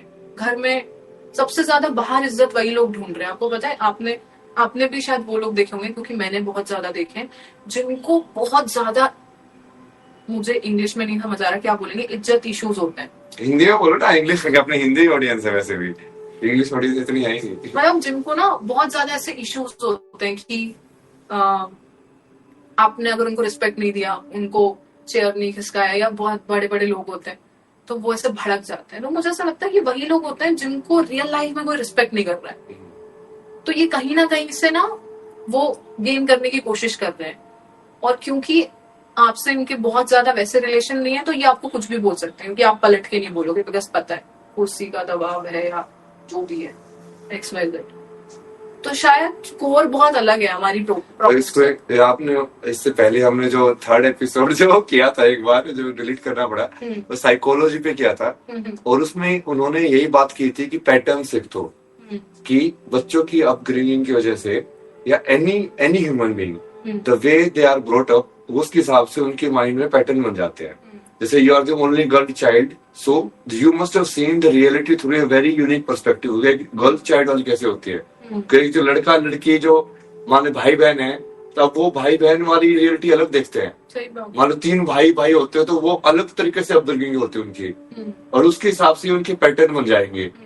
और वो आप जैसे बाद में जो बात की, जैसे वो इनसिक्योरिटी वाली बात है, उन्होंने एक और चीज बताई कि इससे इनसिक्योरिटी जो होती है ना, वो हमसे ये सब चीजें कराती है कि हम इनसिक्योर है किसी चीज के बारे में, about our own image, about our own views maybe, and that's what, like, you know, it comes out in society, ये पूरी नेगेटिविटी के रूप में 100%। इसी को असुर बोल रही है।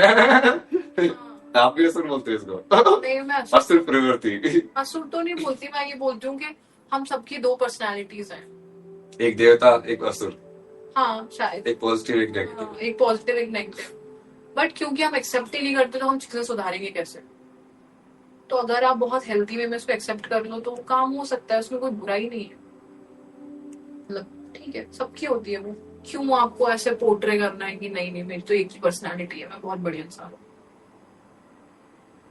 मतलब नहीं। बट ये चीज आप जो बोल रहे हो ना, ये असली में करने के लिए लोग करते ही नहीं है। करेज चाहिए। वैसे तो ये बहुत सिंपल है, इट्स लाइक कि तुम जैसे हो वैसे ही हो, like you don't have to worry about. अब जैसे मैं तो ऐसे ही उसी चीज को बोलता हूँ, जो भी चीज मैं करता हूँ like in a way I try to be completely honest about it. यार देखो मैं तो ऐसा हूँ and this is what I M.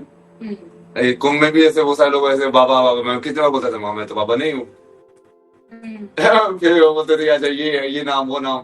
तो अभी फाइनली जैसे सब कुछ डिसाइड करके यही हुआ कि हाँ अब ऐसे ही ठीक है अपना नाम। सही बात है। वही बोलता है क्योंकि वो काम इम्पोर्टेंट है, वो चीज इम्पोर्टेंट नहीं कि तुम किस टैग के अंदर कर रहे हो। मतलब यही बात होगी ना कि लोगों ने आपकी परमिशन नहीं चाहिए कि आपको आईआईटी बाबा सुनना अच्छा लग रहा है या नहीं। या मैंने एक इंटरव्यू में भी देखा था जहाँ पे आपने बोला कि भाई मेरे को नहीं पसंद मेरा नाम अभय सिंह है या जो भी है, बट उनको लग रहा है अच्छा, उनको लग गया कि ये चल रहा है। तो आप सोच रहे हो मतलब अपनी सेल्फिशनेस के चक्कर में आपका नाम ही आईआईटी बाबा पड़ गया। नाम ही बदल दिया मेरा। नाम ही बदल दिया। आधे लोग तो मेरे को ये भारत में ऐसे ही जानते हैं, वो वैसे ही नाम किसी को नहीं पता। वो कहीं पे जाओगे तो आईआईटी बाबा आईआईटी बाबा। चलो वो भी ठीक है, एक वो भी एक नाम हो गया, बहुत सारे नाम होने बढ़िया रहते हैं। अच्छा आप फिर वो आपको ना जो मेन मोटिवेशन वाला है, आप और बताइए आपकी जो इंसाइट है। जैसे पेरेंटिंग के ऊपर बात की हमने, सक्सेस के ऊपर बात की। जैसे सक्सेस के ऊपर आपने बताया कि टाइम ही सब कुछ है, टाइम ही सब कुछ है, राइट। टाइम ही बनाता है और टाइम ही बिगाड़ देता है। बिल्कुल। तो किसी की सक्सेस में जब वो टाइम सही है तो ना ज्यादा उसको वो करना चाहिए पॉजिटिव वे में, और जब वो नीचे जा रहा है तो ना उसको ज्यादा नेगेटिव वे में करना चाहिए, राइट।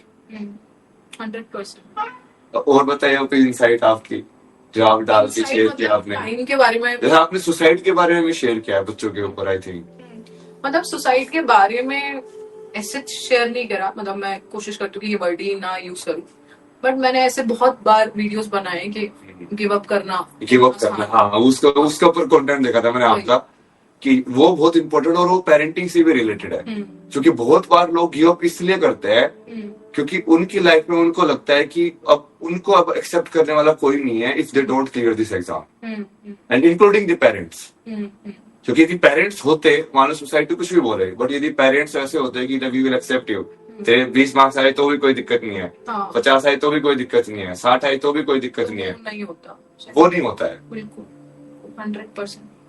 मतलब मुझे लगता है कि यार अब हम ह्यूमन बॉडी हैं, ठीक है, हम सिर्फ हमारा नाम जानते हैं, हम सच मतलब सही मायनों में हम जानते ही नहीं है ना खुद को। अगर हम खुद को जानते हैं तो सारी प्रॉब्लम सॉल्व हो जाती, हमें सब कुछ समझ में आ जाता, कौन सा ट्रिगर है, कब गुस्सा आ रहा है, कहाँ प्रॉब्लम है, पर हम जानते ही नहीं, ठीक है।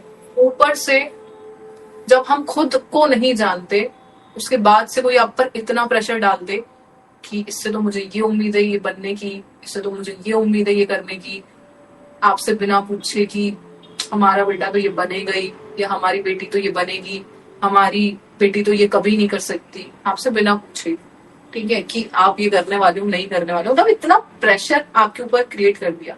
तो अब 1000 लोगों में से 900 लोग होंगे ऐसे जिनको कोई फर्क नहीं पड़ेगा, जिन्होंने एक आदत डाली होगी ये सब चीजें टॉलरेट करने की, वो कहीं ना कहीं इसको बहुत इजीली लेके चले जाते हैं। बट उसमें से 1000 में से 100 लोग ऐसे होते हैं ना जो शायद, बट उनको भी मेंटल ट्रॉमा तो होता होगा। हाँ, मेंटल ट्रॉमा तो होता है, फिर वो अलग तरीके से निकलता है। बट वो 100 लोग बिल्कुल ऐसे ही बहुत सेंसिटिव है, उन्होंने सहन ही नहीं किया तो उन्होंने गिव अप कर दिया ना, उन्होंने, उनसे नहीं हुआ, उन्होंने हो सकता है कि एक लिमिट तक सहन किया, बट एक, क्योंकि आप देखो जितनी भी सुसाइड्स लास्ट मुझे याद है, अभी तो ऐसा भी हो गया इंडिया में कि एग्जाम सीजन, सुसाइड सीजन, ऐसी बातें चलती है।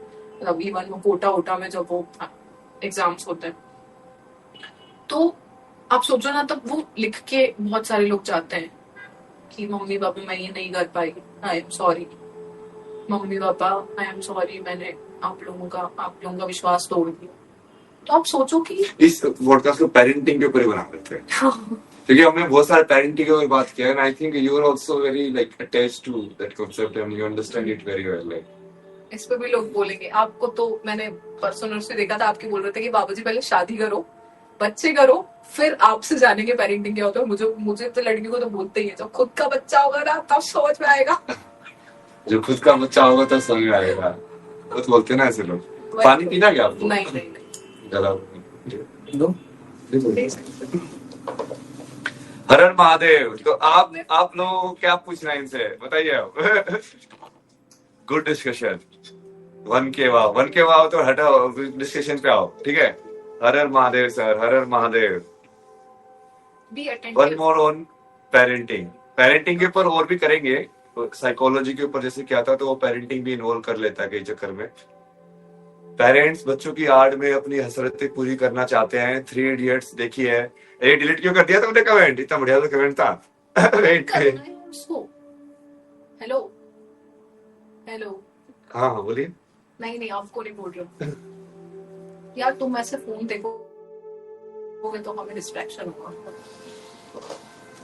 बंद। ये वाला जो है डिलीट मत करो ना। यार, ये तो बहुत गलत है ना। अरे आप मेरे से बातें करो ना, छोड़ दो, भूल जाओ उसको। ये शादीशुदा है, इनके हस्बैंड भी यहीं पे बैठे हुए हैं, मेरा तो फोन स्क्रॉल कर रहे हैं आप, और वो इनका फोन स्क्रॉल कर रहे हैं, तो इनको डिस्ट्रैक्शन हो रही है, ठीक है। कि बहुत सही टाइम मिल गया है, मैं कुछ कर नहीं सकती हूँ। कल की वर्ल्ड में नैनी जी का स्वागत। बिल्कुल नैनी जी का स्वागत। I am from Uttarakhand and you are a great listener. Listener भी सही हूँ मैं, स्पीकर भी सही हूँ, सही तो बोलता हूँ। देखो जो कर दिया। सर मॉडरेटर डिलीट करते गए सारे मैसेजेस। पीछे दिया है, आगे होकर बैठिए मैम। आगे होकर बैठ जाइए थोड़ा। आप आगे बोलेगा, आप थोड़ा पीछे बैठे, आप आगे बैठ जाइए थोड़ा सा। अच्छा हाँ ऐसा कुछ नहीं है ना यार, वो अपने हिसाब से ही बैठी है। मैंने तो उनको मिटाया भी नहीं रहा, क्योंकि ये सब पूरा हमने एडजस्ट भी साथ में बैठ के ही किया है कि अच्छा यहाँ पे बैठेंगे, ऐसा कैमरा एंगल होगा, ये सब। तो ऐसा कुछ नहीं है कि वो मेरा कुछ ऐसे उसमें रोल था, मतलब। From Arunachal Pradesh, love you sir, kindly ignore such type of people who trolls you. वो इग्नोर तो है ही ना, अब तुमने देखा नहीं क्या? मैं तो अपने काम पे ही ध्यान दे रहा हूँ ना। We are trying to establish कल की वर्ल्ड ओनली। सो कल की वर्ल्ड के अंदर बेसिकली ये अलग अलग टाइप के लोगों को हम बुलाते हैं, so that we can talk about different stuff and then we can relate that to spirituality. अभी इन्होंने जैसे इनके जो इंसाइट्स हैं, ये अब आरजे है, इनके वैसे भी इंसाइट सोसाइटी के बारे में काफी क्लियर है, मतलब। I think she is a more of like a honest human being, if you ask me. And मैंने इनको लाइक ऑफ जब शुरू में नहीं किया था, वही बोला था कि यही एक्चुअली स्पिरिचुअलिटी है। मतलब जो इंसान बिल्कुल ईमानदारी से, जो उसको नहीं पता तो नहीं पता बोलता है, जो उसको पता हो तो पता हो बोलता है, जब उसको जैसे लगा कि यार ये वाली चीज मुझे ऐसी लगी, एंड दे एक्सप्रेस इट, वही तो असली स्पिरिचुअलिटी है। लाइक उसके अलावा क्या, तुम बाकी तो तुम भगवान का नाम कितना भी जपते रहो, वो सब करते रहो। वो एक है ना, वो श्लोक है कि मुहावरा है, क्या वो लाइन कि बाकी मन को धोया नहीं, बाकी सब शरीर को धो लिया, संसार को ठीक कर लिया, तो क्या फायदा हुआ? ये मन तेरा वैसा का वैसा है तो। बट जिसका मन ठीक है, बाकी उसका कुछ भी खराब हो, वो भगवान को पा ही लेगा, मतलब। क्योंकि वो सही डायरेक्शन में जा रहे हैं। How to handle kids obsessed with screen time? I guess उसके लिए बहुत मेहनत पेरेंट्स की लगेगी, जो करना नहीं चाहते। ये तो बहुत बड़ी प्रॉब्लम है आज के टाइम में, अपने क्योंकि ये बच्चों से ही 2 साल के बच्चे फोन पे एडिक्टेड है। वो दूध नहीं पीते हैं, कुछ और नहीं करते हैं, लेकिन उनको यदि वो फोन पे वीडियो गेम नहीं तो पर आप समझो ना कि वो एडिक्ट हुए कैसे। मतलब आपने ही, वो पैदा होती तो उसको कुछ हाथ में लग नहीं गया था, ये नशा करके आया वो एडिक्शन फोन का। बट आपने ही चूज किया ना, कि आपने सोचा कि नहीं समझ रहे तो उसे फोन दे दिया। बहुत बार ऐसा होता है कि हम बिजी हैं, हम टाइम नहीं दे पा रहे हैं, तो हम फोन दे देते हैं। पहले हम लोग, मतलब एज अ, मेरी वो ऐसी बहुत एज नहीं है, बट स्टिल मैंने भी वो कहानियां सुनी है, ठीक है, मैंने गेम्स खेले। मतलब हमारे पेरेंट्स को ये चीज तो बहुत अच्छी आती थी, या ये कह सकते हैं उनके पास ऑप्शन नहीं था, उनको नेचुरली एंगेज करना आता था बच्चों को, ठीक है। रात में सोते वक्त, मतलब कौन सा हमने फोन चलाया, कोई फोन नहीं था हमारे पास। कहानी सुन के हमारी इमेजिनेशन डेवलप हो रही थी ना, कि हम कहानी सुनते थे, हम उसी से हमारी इमेजिनेशन शायद तभी बचपन से डेवलप होनी शुरू होती है। बट अभी क्या है, आपको कोई डेवलप करना ही नहीं है इमेजिनेशन, आपके पास फोन है। इवन वो फोन देख देख के आप इतने ब्लॉक्ड हो जाते हैं बच्चे, कि जब आप उनके साथ खेलना चाहो तो वो इरिटेटेड रहते हैं। तो आई गेस ये तो बहुत सिंपल है, आपने ही वो एडिक्शन उनको लगाया, तो ये जो वो एडिक्शन इसलिए कि अटेंशन नहीं मिल रहा। अटेंशन नहीं मिल रहा। एग्जैक्टली पर फोन उनको दिया किसने सबसे पहली बार? बात तो यही है ना, और कितने कितने टाइम के लिए दिया। मैं ऐसे बहुत सारे पेरेंट्स को भी जानती हूँ जो बहुत मेहनत लगती है, पर उन्होंने अपना स्क्रीन टाइम का तो ले ही रखा है, एक रूल बना रखा है, पर अपने बच्चों के स्क्रीन टाइम का भी रूल बना रखा है। इससे ज्यादा मेहनत करनी पड़ती है कि वो बच्चों को अटेंशन दे, उन्हें उस उम्र में जितना प्यार की जरूरत है या उनके ब्रेन को जितना अटेंशन की जरूरत है वो उसे दे, जैसे कि बड़े होके वो उन्हें परेशान ना करे। तो ये आई गेस अच्छी चीज है, आजकल के मॉडर्न पेरेंट्स भी समझते हैं, बट सेम तो पेरेंटिंग बड़ी मेहनत वाली चीज है, मतलब जितना मैंने समझा है, जितना आज हमने जितना डिस्कस किया है कि it's not an easy thing to be a parent. बिल्कुल। तो आपके हिसाब से एक पेरेंट को कैसे प्रिपेयर होना चाहिए? जैसे मान लो अब आप पेरेंट बनोगे कभी लाइफ में, so what things you will take care which maybe you didn't get? सबसे पहले तो मैं मतलब हो सकता है इस पे बहुत ज्यादा ऑब्जेक्शंस आए, बट मैं इस बात में बिल्कुल बिलीव नहीं करती कि जब जिंदगी में कुछ भी अच्छा नहीं चल रहा हो तो बच्चा पैदा कर लो सब सही हो जाता है। भाई नहीं होता सही। बच्चे को लाइफ का एम मत बनाओ, आप ये बोल रहे हो?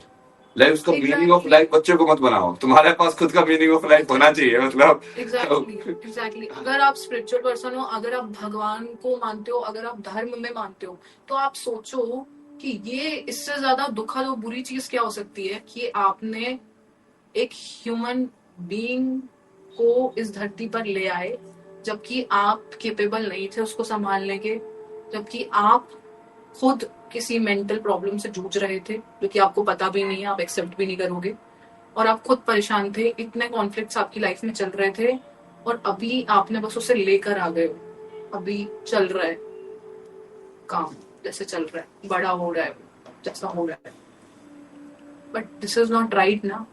एक ऑप्शन ये भी तो first unless you are fit, unless you think that you are fit to your parent and you are not making child the meaning of your life, कि अब ऐसा नहीं कि तुम लाइफ में बोर हो गए हो कि अब तुम यार जो भी हो गया मोनोटोनस लाइफ हो गई, अब क्या करें, तो बच्चा पैदा कर लो तो कुछ और नया ड्रामा मिल जाएगा तुमको। यदि वो वाली सोच है तो मत करो। इनके पहला सजेशन तो यही है। दूसरा सजेशन ये है कि सबसे बड़ी प्रॉब्लम हमारे यहाँ यही है कि एक टाइम लिमिट तय की गई है कि भाई बच्चा होना ही चाहिए अकॉर्डिंग टू मेडिकल साइंस, और एक एज होती है। मैं बिल्कुल भी डिनाई नहीं करती इस चीज से, 100% एक एज होती है, क्योंकि मैं उस थ्योरी में नहीं बिलीव करती कि एम्बिशियस खुद का पहले बहुत कुछ करना है फिर बच्चा पैदा करना है। मेरे लिए ज्यादा इंपॉर्टेंट ये है कि अगर आपको लगता है कि आपकी एज है, फॉर एग्जाम्पल 30 के बाद आप नहीं बच्चा पैदा कर पाओगे, मेडिकल बहुत सारे इश्यूज हो जाते हैं, तो जब आपको ये पता है तो by the age of 20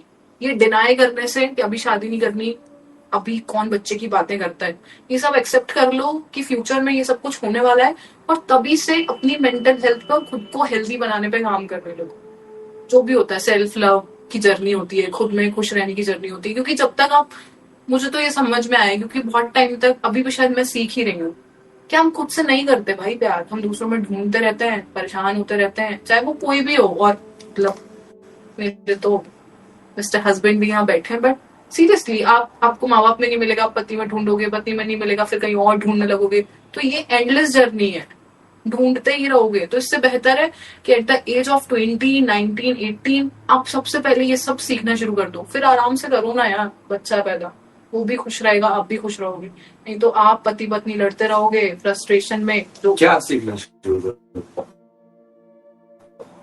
self love सीखना शुरू कर दो। एक बार ये चेक कर लो कि सच में आपकी मेंटल हेल्थ तो सच में ठीक है ना। हमें नहीं पता होता, हम सारे ब्लड टेस्ट और ये टेस्ट कराते हैं, बट कोई इसमें बहुत बुरी बात नहीं है कि आप मिल लो किसी थेरेपिस्ट से, आपको थोड़े भी कुछ अपने ट्रेट्स दिख रहे हैं कि आपको लग रहा है कि आपको बहुत ही गुस्सा आता है, अननेसेसरी आप गाली देते हो, या आपको कुछ और प्रॉब्लम्स हैं, आपकी पर्सनैलिटी कुछ टाइम कुछ और होती है, कुछ टाइम कुछ और होती है, या फिर आपको बहुत ज्यादा अटैचमेंट इश्यूज हैं, 4 दिन आप किसी से बात करते हो एकदम वो आपको इग्नोर करने लग जाता, आप पैनिक होने लग जाते हो, अरे भाई मैंने तो उसको इतना टाइम दिया। बहुत सारी छोटी छोटी चीजें होती हैं तो बहुत बड़ी बन जाती हैं बाद में जाके। तो अगर अगर मुझे मतलब मैं खुद को बहुत अभी भी प्रिविलेज मानती हूँ कि शायद मुझे बहुत धीरे धीरे सब पता चलना शुरू हो गया, बट अगर सोचो मुझे 19-20 साल में ये सब कुछ पता चल जाता और तब मैं काम करती तो आज मैं मतलब हाँ तो सही है ना, जैसे आपने जान लिया, अब आप बताओगे तो 19-20 वाले भी पॉडकास्ट देख रहे होंगे ना, they will get to know कि हाँ भाई ये चीज इंपॉर्टेंट है, important they will work on it, right? So that is the main aim only, no? To share your story so that people can see like, okay, this is how she did it. Exactly. So maybe this is how you can understand life also, yourself. तो यही है basic, मतलब बहुत simple चीज और है। आप spirituality में कैसे आए? अब ये बताइए मुझे। स्पिरिचुअलिटी में कैसा है देखो, मतलब आप क्या भगवान को मानते हो? मैं बिल्कुल भगवान को मानती हूँ, बट मेरा वही कॉन्सेप्ट है कि भगवान क्या है आपके लिए? मतलब भगवान एक एनर्जी है। मतलब मैं सच में बहुत ज्यादा ऐसे बिलीव नहीं करती कि ये वाले भगवान है, क्योंकि मैं जैन हूँ तो जैनिज्म एक बहुत अलग थ्योरी पे काम करता है, ऑल्दो एक बहुत अच्छा मैसेज भी देता है कि जियो और जीने दो, लाइफ का फंडा यही होना चाहिए, पर हम इस पे भी फोकस नहीं करते क्योंकि हम ना खुद जीते ना जीने देते। हमारी थ्योरी ऐसे महावीर काम जैन करती के है। बारे में पढ़ा है आपने? महावीर जैन के बारे में पढ़ा है, बहुत बहुत कुछ नहीं बट पढ़ा है। तो धर्म के बारे में मेरी फिलॉसफी बहुत सीधी सी है कि सिर्फ किताबें पढ़ना, बहुत लंबे लंबे जाप देना, जो मैंने अपने घर में भी देखा है, बाकी लोग भी यही करते हैं, मंदिर जाना सोमवार मंगलवार, ये बहुत अच्छी बात है, बट उस धर्म को फॉलो करने में मैं ज्यादा बिलीव करती हूँ। मतलब इंसानों के प्रति थोड़ा काइंड रहना, और ये जो सारी चीजें होती हैं कि सामने वाले का दुख इसलिए नहीं, एक अच्छा इंसान बनना, एक मतलब आप अच्छा इंसानी धर्म को बहुत धर्म मानते हैं। हाँ और एक्चुअल में वही धर्म होता है, जो लोग धर्म को रिलीजन समझने लगे आज के टाइम में। एग्जैक्टली। धर्म का एक्चुअल मतलब होता है कि तुमको जब मानव शरीर में आए हो तो तुमको अपने रोल को कैसे निभाना है, बिल्कुल बिल्कुल। उसकी जो गाइडेंस देता है वो धर्म देता है।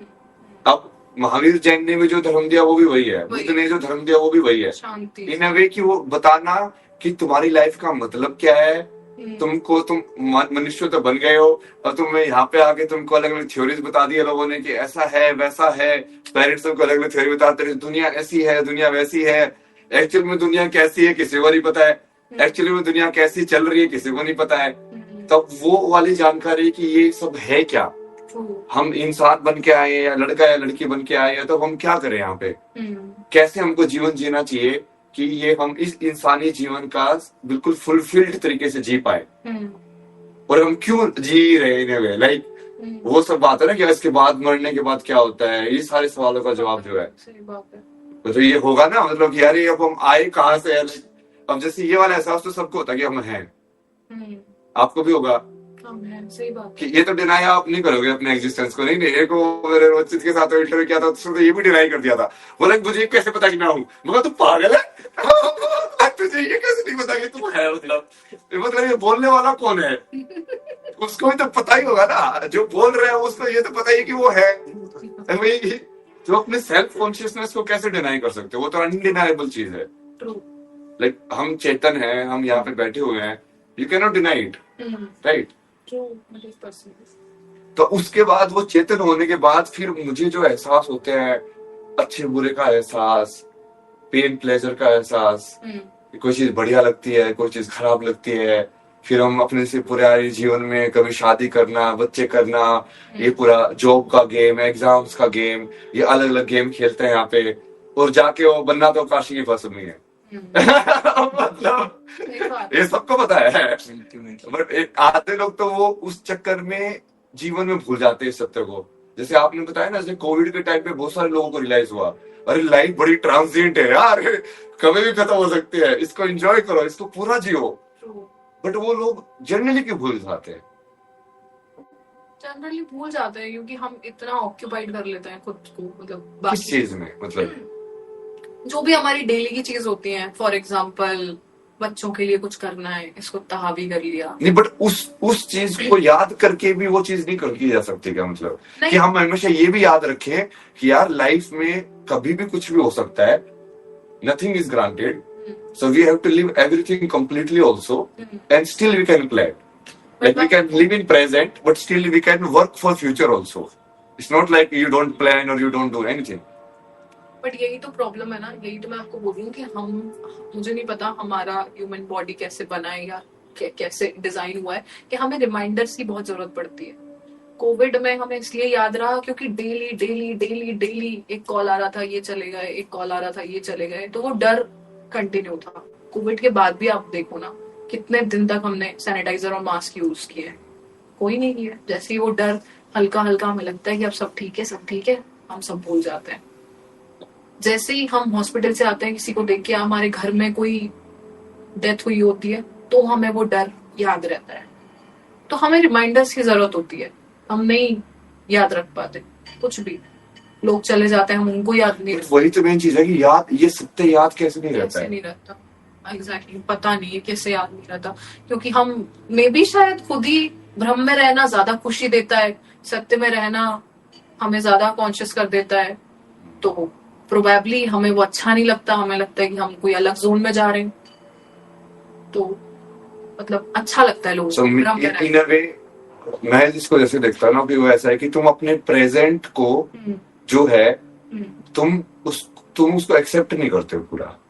Exactly. So basically, let's say if I'm sitting with you doing podcasting and I'm thinking, यार इसकी जगह पे दीपिका पादुकोण होती तो कैसा लगता है। So then basically I'm not living what I have with you completely, true. and I'm trying in future to put something together. और उस चक्कर में मैं प्रेजेंट को ही पूरा नहीं जी रहा हूँ। तो है ना? मेरी शायद यही प्रॉब्लम है रिलेशनशिप्स में भी, कि अब जो पार्टनर हमारे पास है, जैसा भी है, अच्छा बुरा भला, कई बार हमने चूज किया होता है, कई बार शादी अरेंज मैरिज होती है, तो हम उसको छोड़ के यही सोच रहे हैं कि ऐसा होता तो अच्छा होता, या उसके जैसा होता तो अच्छा तो उस चक्कर में तुम प्रेजेंट में भी जो तुम्हारे पास है उसको पूरा डिनाई कर रहे हैं। मतलब डिनाई भी नहीं, मतलब इसलिए कि तुम लाइफ के एक्सपीरियंस को डिनाई कर रहे हो जो लाइफ ने तुमको दिया है, टाइम खराब कर रहे हैं। And you are trying to live in some fantasy land, like यार मेरी लाइफ ऐसी हो जाती तो, बट वो तो नहीं होने वाली है। बट तुम जो दी हुई लाइफ है वो भी नहीं जी रहे हो। मतलब यही है ना, मोस्ट ऑफ द इंसान के दिमाग में यही कॉन्फ्लिक्ट आता है, चलता रहता है 100%। इसीलिए वो प्रेजेंट को कभी नहीं जीते। बिल्कुल कोई भी नहीं जीता। आप सोचो ना, एक 1 BH के घर में रह के हम ये सोचते रहते हैं 2 BH के होता तो यहाँ सोफा रख लेते, यहाँ डाइनिंग टेबल रख लेते। 2 BH में आते तो बच्चों के लिए एक कमरा हो जाता, गेस्ट रूम हो जाता। 3 BH में आते तो एक पार्टी हॉल भी हो जाता। तो ये तो नेवर एंडिंग है ना साइकिल। बट ये लोगों को समझ में कैसे नहीं आता है? मेरे को समझ में आता है ये नेवर एंडिंग साइकिल है। मैंने कितने बार लोगों को बताया कि थॉट लूप में चलता है, बट वो थॉट हमेशा जो कार्मिक जो पैटर्न है ना वो तुमको लूप में घुमाते रहते हैं। समझ में आता ही है। जैसे अभी हम बात कर रहे हैं तो इन सबको समझ में आ रहा होगा, ये सब आ रहा है तुम लोगों को समझ में? बताओ। अगले 2 घंटे के लिए बहुत वैसे होने वाले हैं, like conscious. Power of now समझ में आ रहा है तुम्हें कि लाइफ में जो भी चीज तुमको मिल रही है बेसिकली उसको पूरा जीना चाहिए, क्योंकि हो सकता है कि अगले मोमेंट में वो भी ना हो। इसका ना मैंने ये लाइव में मैंने वैसे फील किया था कि जैसे वो जो जुना खाड़े वाले साहब भी शायद मिले होंगे ना, वो सोमेश्वर जी जो थे, जिसमें उनके साथ रहता था, तो वो है ना मेरे को पसंद थे घाट वाला एरिया जो शांति वाला। अब वो जो है वो सारे दिन रूम के अंदर रहते थे और उनकी जो हेल्थ एज भी है वो काफी हो चुकी है। अब उनको पसंद था कि बाजार में घूमे। मैं उनको बार बार बोलता था कि नहीं यार बाजार में घूमने नहीं जाएंगे, मतलब मेरे को पसंद है भीड़ भाड़ कर, मैं तो घाट के ऊपर बैठना गंगा जी के पास, मेरे को वहां पे मजा आता है। अब फिर बाद में मेरे को समझ में आया कि इस इंसान के लिए शोर भी शोर नहीं है, क्योंकि उसको ये लग रहा है कि कल को ये शोर भी नहीं रहेगा। जिसको सही में मौत दिख रही हो उसको तो यही लगेगा ना यार कल को मेरे को ये भी नहीं रहेगा, तो कम से कम इसको तो एंजॉय करूं। तो मैं बैठ के उसको वैसे देख रहा हूँ कि ये शोर और म्यूजिक है, बट उसके लिए तो वो शोर भी लाइक एक एक्सपीरियंस है जो कि वो प्रिजर्व करना चाहता है। बट वो चीज हमको तभी ज्यादा रियलाइज होती है जब हमारी डेथ ज्यादा करीब हो। वो जनरली क्यों नहीं रियलाइज होती कि लाइफ में हर एक एक्सपीरियंस जो दिया गया है, चाहे वो पेन का हो चाहे प्लेजर का हो, वो बोनस एक्सपीरियंस है, वो एक एक्सपीरियंस है। तुमको एक्सपीरियंस करने को तो मिला ना भाई कुछ। वैसे भी कुछ फर्क तो पड़ने नहीं वाला उसका फाइनली। लाइक जो भी लाइफ की स्टोरी होगी फाइनली लाइक वो तुमको कुछ लेके तो जाओगे नहीं साथ में, कुछ होगा भी नहीं। ये धरती के ऊपर भी कितने सारे बड़े बड़े राजा आके गए, किया ये किया वो किया, किसी ने ये किया, क्या है मतलब कुछ नहीं ना, वही धरती है आज भी। लेकिन इस जमीन पे हम खड़े उसके ऊपर भी कितने लोगों ने फाइट की होगी, कितने युद्ध लड़े गए होंगे। तो आज भी किसके पास है जमीन? किसी के पास नहीं है। अभी कल को भी कोई और फाइट करेगा बट किसके पास रहेगी? किसी के पास नहीं रहेगी। तो इन वे यू रियलाइज कि ये सारी चीज तो बिल्कुल शैलो है, लाइक इनका तो कोई मतलब ही नहीं है। बट मेन पॉइंट हुए कि लोग भूल कैसे जाते हैं ये वाली चीज लोग भूल कैसे जाते हैं कि तुम्हारे पास सिर्फ प्रेजेंट है जीने के लिए, जबकि ये इतना ऑब्वियस फैक्ट है कि तुम्हारे पास सिर्फ प्रेजेंट होता है जीने के लिए, ना पास्ट है ना फ्यूचर है। So I guess उसी को पूरा जीना है, चाहे वो कैसा भी हो, चाहे वो दुख वाला भी हो तो भी तुम उसको पूरा जियो, क्योंकि है तो नहीं जीने के लिए तो मिला ना। सही बात है, ट्रू ट्रू। मतलब मॉरल ऑफ द स्टोरी यही है कि रिमाइंडर्स का इंतजार मत करो, या उस दिन का जब तुम्हें को ये पता है कि ये डिसीज हो मतलब मेरे को बार बार एपिसोड करने पड़े, बार बार पॉडकास्ट करके मैं वही चीज तुमको समझा रहा हूँ, बार बार करके तुमको वही चीज पॉइंट आउट करूँ, वो मत करो ना। कितनी बार हम पे इसी चीज को डिस्कस करते रहते हैं बार बार, पावर ऑफ नाउ, प्रेजेंट, क्योंकि स्पिरिचुअलिटी तो यही है, प्रेजेंट में रहना, प्रेजेंट में रह के ही लाइफ पूरी चीज आ सकती है। जैसे वैसे एक जब इस जयपुर के अंदर ही ना जेके लक्ष्मीपति यूनिवर्सिटी है, तो जब आपने जो वो सीरीज देखी थी ना थॉट सीड्स मैंने दिखाई थी, उसी टाइम के आसपास मेरे को यहाँ पे गेस्ट लेक्चर लेने के लिए बुलाया था उन्होंने यूआई यूएक्स के ऊपर। अच्छा। तो मैं वो जो मैं जो पढ़ा रहा था क्लास, वो सेकंड ईयर वाली थी, फिर मैं वो फर्स्ट ईयर वाले कोई तो प्रेजेंटेशन कर रहे थे, तो उसको देखने के लिए गया। तो मेरे से पूछते हो कि सर मैं चाहता हूँ कि मैं ये भी सीख लूं, मैं वो भी सीख लूं, ऐसा भी कर लूं, वैसा भी कर लूं, आप बताइए बेस्ट तरीका क्या है। मैं बेस्ट तरीका कि तू अभी जो सीख रहा है ना उसको पूरी तरीके से सीख ले ताकि उसको तेरे को रिविजन ना करना पड़े। तू आके क्या सीखेगा क्या नहीं सीखेगा वो भूल जा।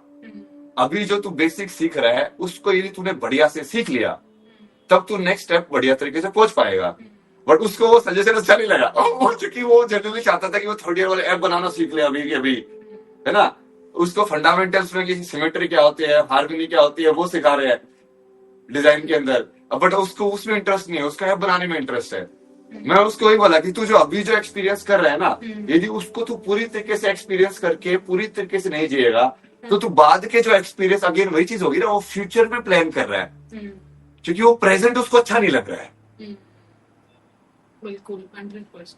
तो यही मेन चीज में अटकता है इंसान, और जब वो फ्यूचर मान लो उससे भी खराब हो गया तो वो उस पास्ट को मिस करता है। फिर वो तो सोचता है फ्यूचर बेटर होगा, तो एक बार खराब जो है वो भी चला जाता है। कि मान लो तुम्हारे पास अभी 1 लाख रुपए है, तुम चाहते हो कि 2 लाख की सैलरी हो जाए, बट वो 1 लाख की सैलरी से 50,000 सैलरी भी तो हो सकती है। सही बात है। जब वो 50,000 रही तो मिस करते यार 1 लाख ही बढ़िया थी बट वो तुमको तब क्यों नहीं रियलाइज हुआ है कि 1 लाख भी बहुत है। बिल्कुल।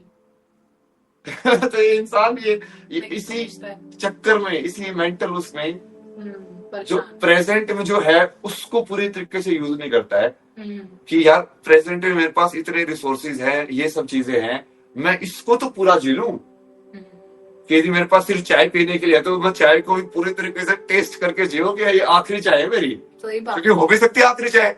इसलिए लोग रिग्रेट में जीते हैं, क्योंकि वो अपनी दुनिया में व्यस्त रहते हैं। फिर मान लो किसी के साथ कुछ हो जाए फिर रिग्रेट में होते यार उसके साथ आखिरी बार बात ऐसे हुई, ये आखिरी बार मिल लेते तो ये होता। अरे यार वो मिल लेते ये होता मतलब क्या है? सही बात है। ये सब तो हाइपोथेसिस है ना, मतलब क्योंकि वो तो किसी के साथ कभी भी हो सकता है। अभी भी मेरे साथ भी हो सकता है, आपके साथ भी हो सकता है, किसी के साथ भी हो सकता है, राइट। तो आखिरी बार तुम उस चीज को रखी क्यों रहे हो?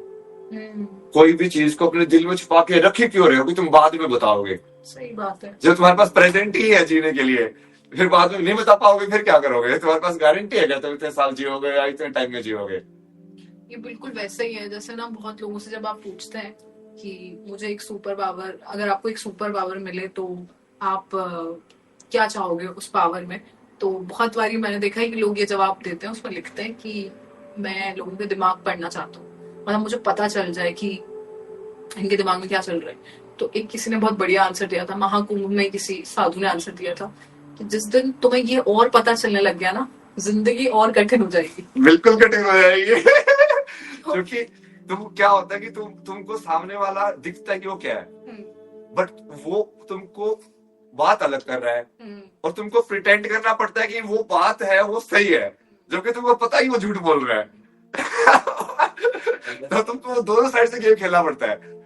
जिंदगी तो सही में मुश्किल हो जाती है। तो और ये माइंड पढ़ने वाला एक तो हो ही जाएगा टेक्नोलॉजी के हिसाब से, क्योंकि माइंड जो थॉट्स होते हैं वो इलेक्ट्रिक सिग्नल्स ही है। तो आजकल ये ऑलमोस्ट उस लेवल पे पहुंच चुके हैं कि हम उस इलेक्ट्रिकल सिग्नल को कैच करके सेंसर्स के थ्रू और उसको डिकोड कर पाएंगे क्या सोच रहा है।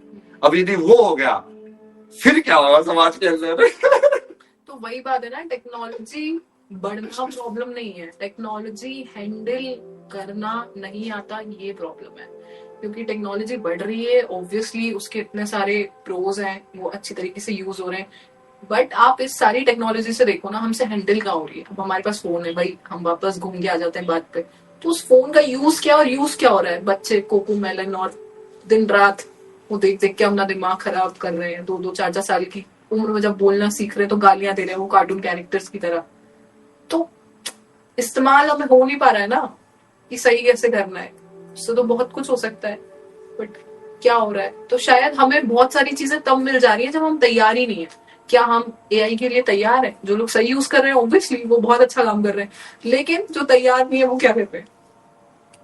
कुछ भी कर रहे हैं, 2 लोगों को साथ बैठे पता नहीं क्या जोड़ दे रहे हैं, किसी मतलब को उसकी भी वीडियो बना दो, किसी की भी। कुछ भी कर लो, नहीं वो तैयार नहीं है, वो नहीं नहीं, क्योंकि वो तो मेंटली तैयार नहीं ह्यूमन है। टेंडेंसी वैसी है ना। जैसे ह्यूमन टेंडेंसी नेगेटिव होगी तो वो किसी भी चीज को नेगेटिवली यूज करेगी, Negatively use करें। यदि वो पॉजिटिव होगी तो उसी चीज को पॉजिटिव यूज करेगी। जैसे सदगुरु बहुत सही बोलते हैं ना, नाइफ का एग्जांपल देते हैं कि उसको तुम काटने के लिए, फल काटने के लिए भी यूज कर सकते हो, गला काटने के लिए भी यूज कर सकते हो। True। अब तुमको क्या काटना हो तुम्हारे ऊपर है, और नाइफ तो नाइफ ही है, वो तो सिर्फ एक टूल है। पर वही तो बात है कि जिसको एजुकेशन ही नहीं है उस नाइफ का, ठीक है, या कोई क्रिमिनल माइंडेड है अगर मैं ऐसे बोलूं, जिस जो उस नाइफ का गलत यूज कर सकता है, तो वो जो एक चीज है वो सबको बराबर बट रही है ना।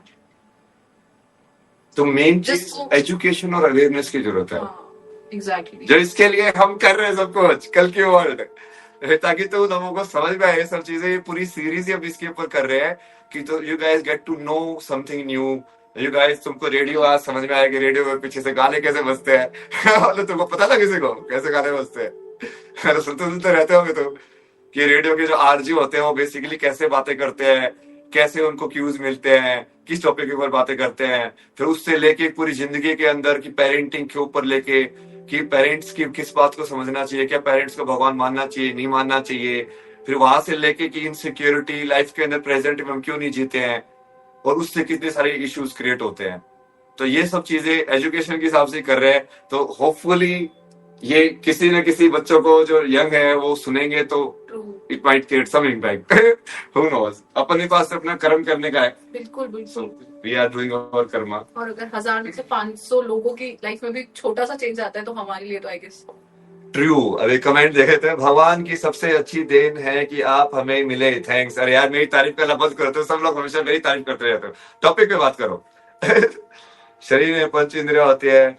अभी इनसे आपको कोई सवाल है तो बता दो, नहीं तो इनके फाइनली मुझे वो स्पिरिचुअलिटी के बारे में पूछना है, क्योंकि ये जैसे कुंभ में गई, जैसे आपको लाइफ में कुछ स्पिरिचुअल एक्सपीरियंसेस हुए हैं क्या? हुए हैं बहुत बार। जैसे मतलब ऐसा नहीं मैंने कोई जादू देख लिया है या आत्मा को ऐसे जाते हुए देख लिया है, बट जादू नहीं देखा आपने? जादू देखा वाकई नहीं। में आप इतने साधु संत थे, जादू नहीं दिखाया किसी ने? नहीं, वो तो मैजिशियंस भी कर लेते हैं ना वो वाला जादू, दिमाग पढ़ना और बहुत सारी चीजें, माइंड रीडर्स भी कर लेते हैं। तो बेसिकली जो मुझे एक्सपीरियंसेस हुए हैं वो कुछ ऐसे हुए कि आप ऐसे हजारों लोगों से मिलते हो, जनरली 1000 लोगों से तो हम मिल ही लेते हैं, और मेरा काम जो है वो लोगों से कुछ ज्यादा मिलने का है कि कोई ना कोई इंटरव्यू उसके लिए आ जाता है। तो आप जब उनसे मिलते हो, अपना काम करते हो, चले जाते हो, बट कुछ ऐसे चुनिंदा लोग होते हैं जिनसे मिलके या तो आपको 2-3 दिन तक ऐसा फील होता है कि आपके साथ क्या ही हो गया, या कोई सडन चेंज आता है, सब कुछ अच्छा होने लगता है, या एक बहुत पॉजिटिव एनर्जी आ जाती है आपके अंदर। तो ऑब्वियसली वो एनर्जी होती है, क्योंकि सबके साथ मिलके तो नहीं होता, कुछ लोगों के साथ तो मिलके ऐसे ड्रेन हो जाता है, आपका दिमाग खराब हो जाता है।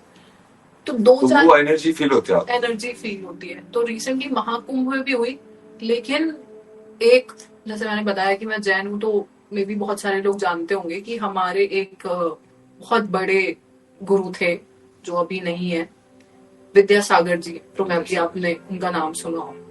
तो एक चीज मैं बहुत मानती हूँ, मतलब मुझे यहाँ पे थोड़ी हिपोक्रेसी नहीं दिखती है कि एटलीस्ट अगर उन्होंने दुनिया, संसार, घर, परिवार छोड़ दिया तो वो उस चीज को फॉलो करते हैं। वो कभी गाड़ी में नहीं बैठते, वो कपड़े नहीं पहनते, वो पैरों में चप्पल नहीं पहनते, वो दवाई नहीं खाते, कुछ भी सोते हैं तो वो एक ऐसे पलंग पे सोते हैं जिसपे कोई बिस्तर नहीं है, सिर्फ चटाई का यूज करते हैं।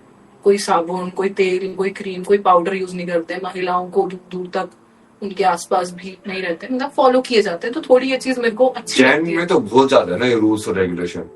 और बुद्धिज्म में भी होता है। यदि तुमको सही में ट्रू बुद्धिज्म देखोगे ना, तो उसमें जो मॉन्क बनने से पहले उनको जो वाउस दिलाई जाती है ना, वो ऐसे 1000 के ऊपर वाउस है, और वो इतनी लाइक स्ट्रिंजेंट वाउस है कि आज के टाइम में तो जनरली कोई फॉलो ही नहीं करता है उसको। मतलब आई थिंक वो 100 फॉलो करते होंगे, और लोगों ने उसके हिसाब से भी रिड्यूस कर दिया है कि अब उनको लगा यार ये 1000 कौन फॉलो करेगा, ये तो होगा ही नहीं किसी से। तो वो कम से कम ये 100 फॉलो कर लो, ये 5 फॉलो कर लो ऐसे। सही बात बट जैन में आई थिंक अभी भी बहुत सारे लोग ऐसे हैं जो बिल्कुल स्ट्रिक्टली फॉलो करते हैं। एग्जैक्टली मतलब कन्वीनियंट वाला धर्म नहीं होना चाहिए, या तो फिर जो रूल्स है उनको फॉलो कर लो, नहीं तो एक्सेप्ट कर लो कि नहीं हो रहे। तो मुझे लगता है कि यहाँ से मेरे को थोड़ा कन्विंस होने का मौका मिलता है कि नहीं नहीं अभी ये लोग कर रहे हैं। और ये लोग फिर ऐसे हिपोक्रेसी नहीं दिखाते कि कुछ हुआ तो गाड़ी में बैठ गए, या किसी बड़ी रेंज रोवर या किसी बड़ी गाड़ी में बैठ के कहीं आ रहे हैं, ऐसा कुछ भी नहीं। तो यदि मैं कल रेंज रोवर में बैठ गया था, मुझे हिपोक्रेट बोलोगे? नहीं, क्योंकि आप ट्रू हो ना, आप जो वो दिखा रहे हो ना, आप जो खा रहे हो वो लाइव करके दिखा रहे हो। आप ऐसे थोड़ा ना बोल रहे हो कि अभी कुछ और हो, वैसे कुछ और रहते। नहीं, जो कि मेरे हिसाब से तो स्पिरिचुअलिटी वो है ना कि वो किसी भी चीज को ना होना, कुछ भी to be nobody. And to be nobody means like तुम्हारे पास कोई भी नोशन नहीं होना चाहिए।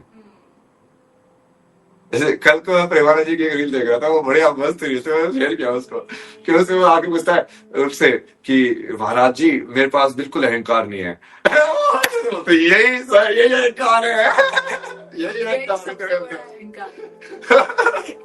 मतलब आगे बोल रहा है मेरे तो बिल्कुल अहंकार नहीं है। मतलब कौन आगे बोलता है ऐसे? जिसके पास नहीं होगा वो ये बोलेगा भी नहीं, उसके दिमाग में ही नहीं आएगी ना ये बात, उसके दिमाग में नहीं आएगी।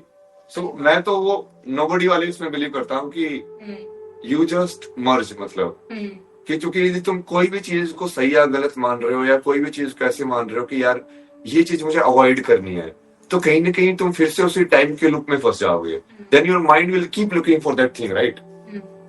तुम वो लाइफ को जैसे लाइफ आना चाहती है वो पूरी की पूरी एक्सेप्ट नहीं कर पाओगे, क्योंकि तुमने अपने फिल्टर लगा के रखे हुए हैं कि नहीं नहीं ये चीज अलाउड है, ये चीज अलाउड नहीं है। तो यदि तुमको सही में प्रकृति से शादी करनी है, यदि तुमको सही में शिव चेतना में जाना है, तो इन वे तुमको प्रकृति की सारी चीज एक्सेप्ट करनी पड़ेगी। सही बात। कि वो अब कल को आगे गाली दे रहे तो भी ठीक है, महादेव जी आप गाली दे लो।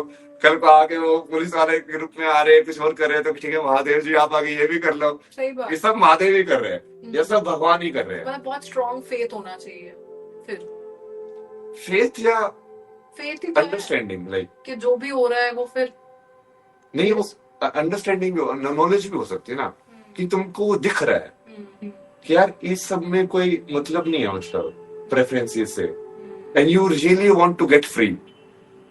जिसको सही में फ्री बोलते हैं, मुक्ति बोलते हैं इसको, मुक्ति मिल गई इसको, ये बोलते हैं स्पिरिचुअलिटी के अंदर। तो मुक्ति क्या है? मुक्त होना क्या है? मुक्त होना तो यही है ना कि इन सब के बीच में ना फंसना। वेरी कि आपको आज मैंने कपड़े पहनाने के लिए दिए तो कपड़े पहन लिए, कपड़े पहनाने के लिए नहीं बोले तो जैसा था वैसा रह लिया। सही बात है। वही मुक्त है ना, मतलब कि अब तुमको डांस करने के लिए डांस कर दिया, गाने के लिए बोला गा दिया, बैठ चुप रहने के लिए बोला चुप बैठ गए, ना सम्मान बात करने के लिए बोला, अपमान का भय, ना सम्मान का मोह ना अपमान का भय।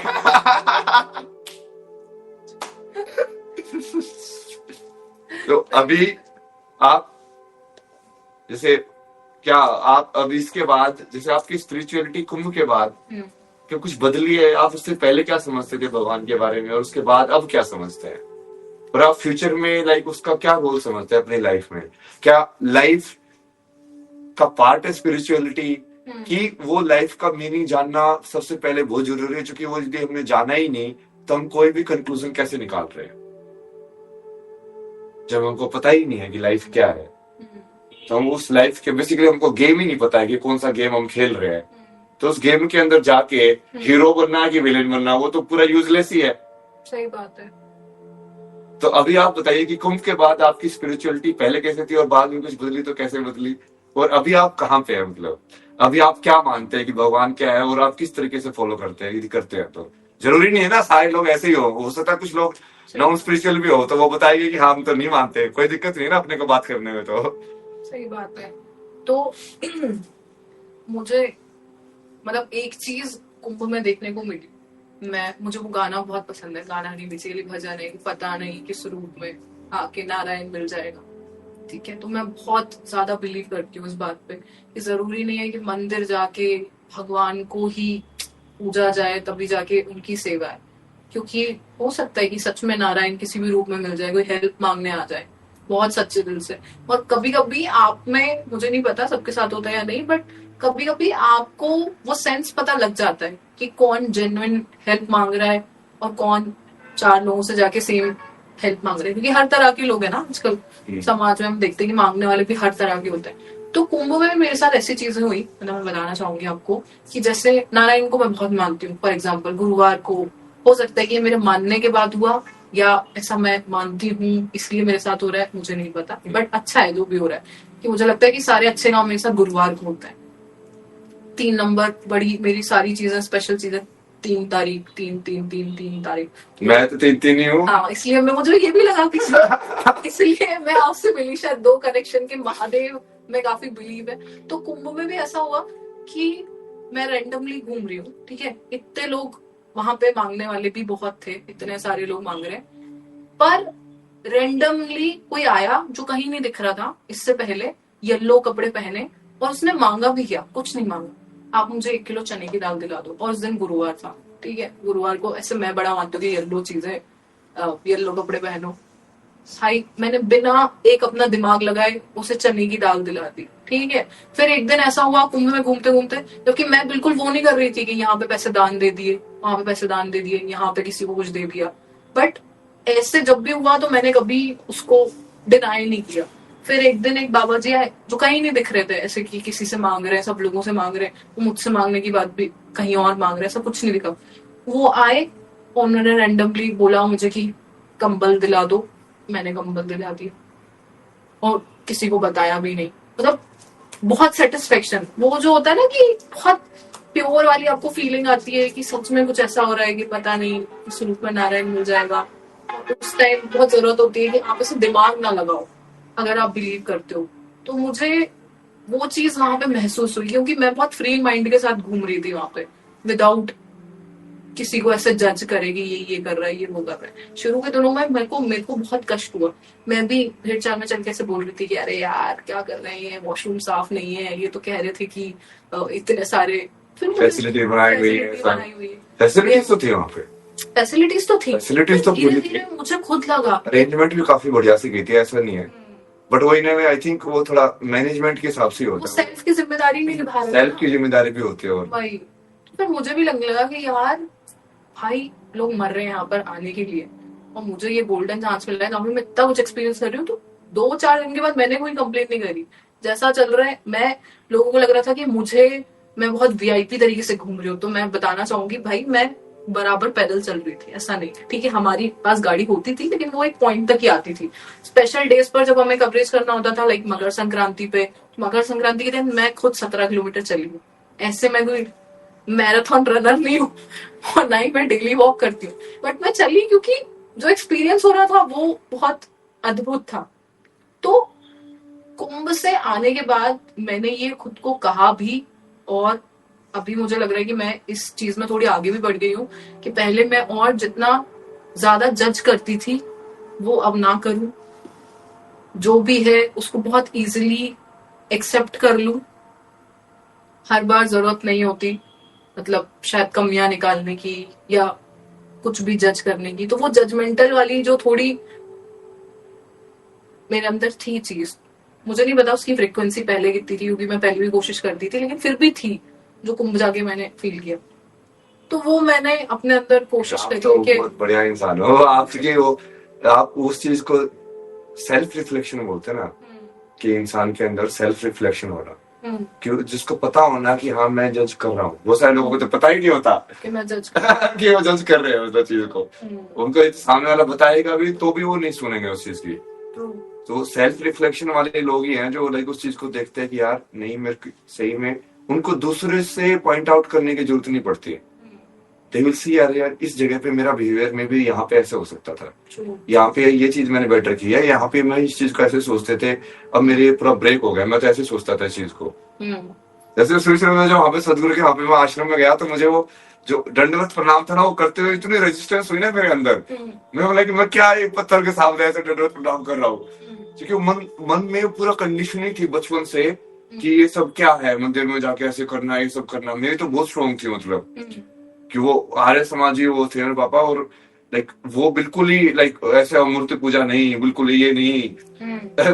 और फिर वो जहाँ मैं अपने, लेकिन मैं उस टाइम पे ना कॉन्शियस था, लेकिन मैं अपने अंदर देख रहा था यार कि कितनी स्ट्रगल हो रही है मेरे अंदर सिर्फ ये झुकने में, एंड वो क्यों हो रही है इतनी स्ट्रगल, क्योंकि कोई बड़ी चीज भी नहीं है, मतलब क्या है क्या हो जाएगा, कुछ नहीं होगा।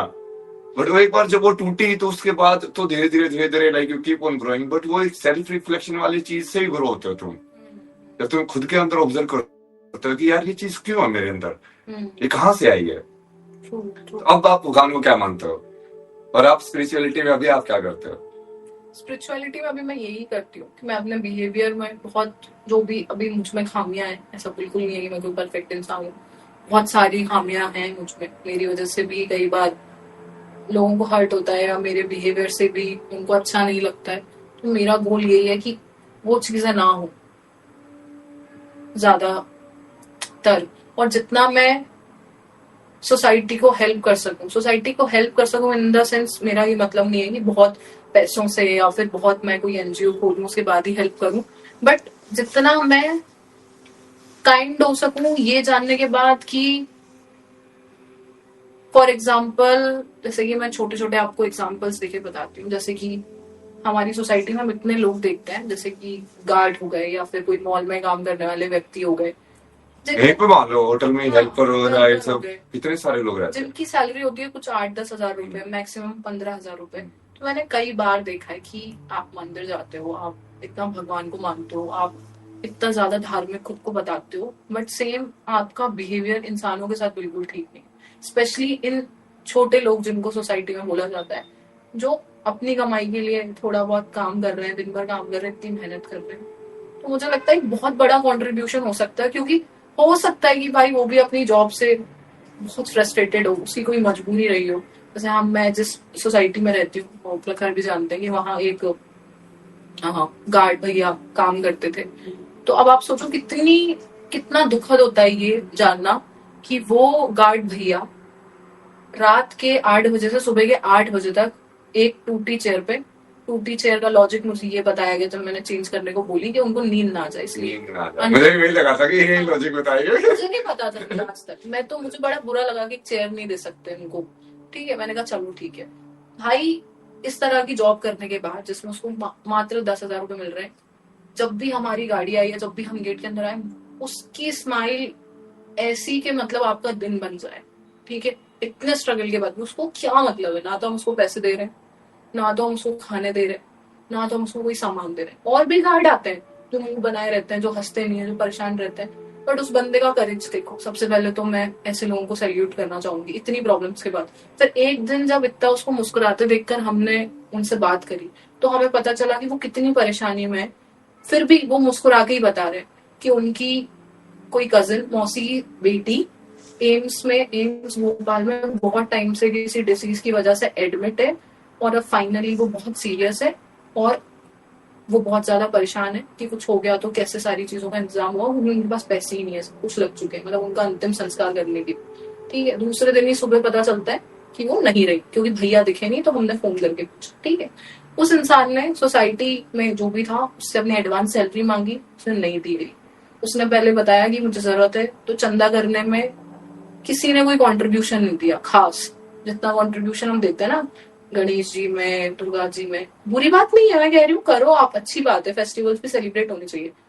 फिर हमने उनको जितना हेल्प कर सकते थे उनको हेल्प किया, बट पूरी मॉरल ऑफ द स्टोरी यही है कि आप एक बार सोच के देखो कि क्या धर्म सिर्फ मंदिर जाना, या क्या नहीं, इसमें बेसिक एक चीज है ना, क्या मंदिर के अंदर भगवान है, मंदिर के बाहर क्या है, इंसान नहीं मंदिर के बाहर भगवान है कि नहीं है? बिल्कुल है। यदि इंसान उसमें वो ठीक है, वो वहां पे उस जगह पे यदि बैठे हुए तो बाहर भी तो भगवान ही बैठे हुए हैं। तो वही पता नहीं वो तो हर जगह है ना हाँ, उधर। कि तुम्हारी टेस्टिंग हो रही है किस रूप, अगर तुम भगवान को मानते हो तो यही टेस्ट है तुम्हारा कि तुम एज अ ह्यूमन कितना तुम्हारा ब्रेन डेवलप कर पाया या तुम कितने। तो आप बेसिकली स्पिरिचुअलिटी को उसी तरीके से देखते हैं कि एक बिल्कुल। अच्छा इंसान होना, एक बिल्कुल। दूसरे की मदद करना। एक दूसरे की मदद करना, लोगों से बहुत काइंडनेस के साथ पेश आना, लोगों का पोस्ट देख के उनके साथ काइंड नहीं होना कि कोई मंत्री जी है तो वाह वाह वाह, और कोई छोटा आ है पानी ला, ये कभी स्पिरिचुअलिटी नहीं हो सकती। फॉर एग्जाम्पल अभी एक बहुत अच्छी बात मुझे याद आ गई, अभी एक शो पे बड़ी कंट्रोवर्सी हुई, आपको भी पता होगा, इंडिया बहुत। हाँ, इस पे इसलिए बात करना चाहती हूँ क्योंकि जो मैंने कमेंट किया था उस पोस्ट पे, वो मैं बताना चाहती हूँ कि जो रणवीर अलाहाबादिया हैं जिनको लेकर लाइक बहुत ज्यादा मेस्ड अप हुआ, ठीक है। जब ये होगा ना इसका, आप जब मूवी में लग रहा है निकाल के ना रील्स बन जाएगी, देखो भाई कुछ कुछ बाबा जी ने रणवीर अलाहाबादिया के बारे में ये बोला।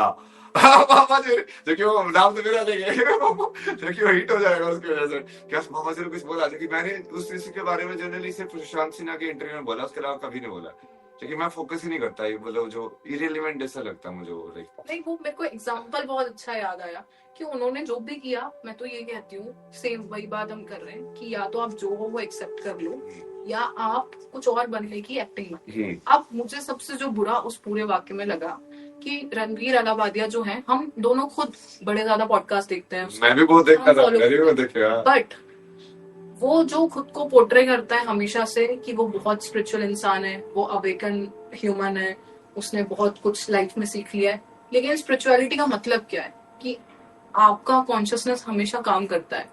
आप गलती से भी, स्पिरिचुअलिटी का मतलब भी तो यही है कि आप सोच समझ के बोलते हो, आप सोच समझ के चीजें करते हो। आप इतने बड़े स्टेज शो पे जाके अगर ऐसी बात बोल रहे हो, ठीक है, गाली बहुत लोग देते हैं, पूरी दुनिया देता है, पर आपका कॉन्शियस कहाँ गया फिर? तो फिर आप कैसे बोल सकते हो कि आपने बहुत लंबी स्पिरिचुअल जर्नी तय करी? मुझे बस उस बात से बहुत लाइक ऑफेंडेड मैंने फील किया मैंने, और सेम मैंने जो बोला अभी, सेम मैंने उनके ही पोस्ट पे कमेंट भी किया था कि आप स्पिरिचुअल नहीं हो तो प्लीज एक्सेप्ट इट, अननेसेसरी। तो बेसिकली अपना जो फोन है वो ऑफ हो गया है, तो इसी को हम एंड करेंगे यहीं पे। आई थिंक ये काफी बढ़िया इंटरव्यू हुआ है। अगर ये बातें आपके दिल को छू गईं, तो a beautiful place to get lost आपके लिए एक नया अनुभव साबित होगी। इसे जरूर सुनें और जिंदगी को एक नई नजर से देखें।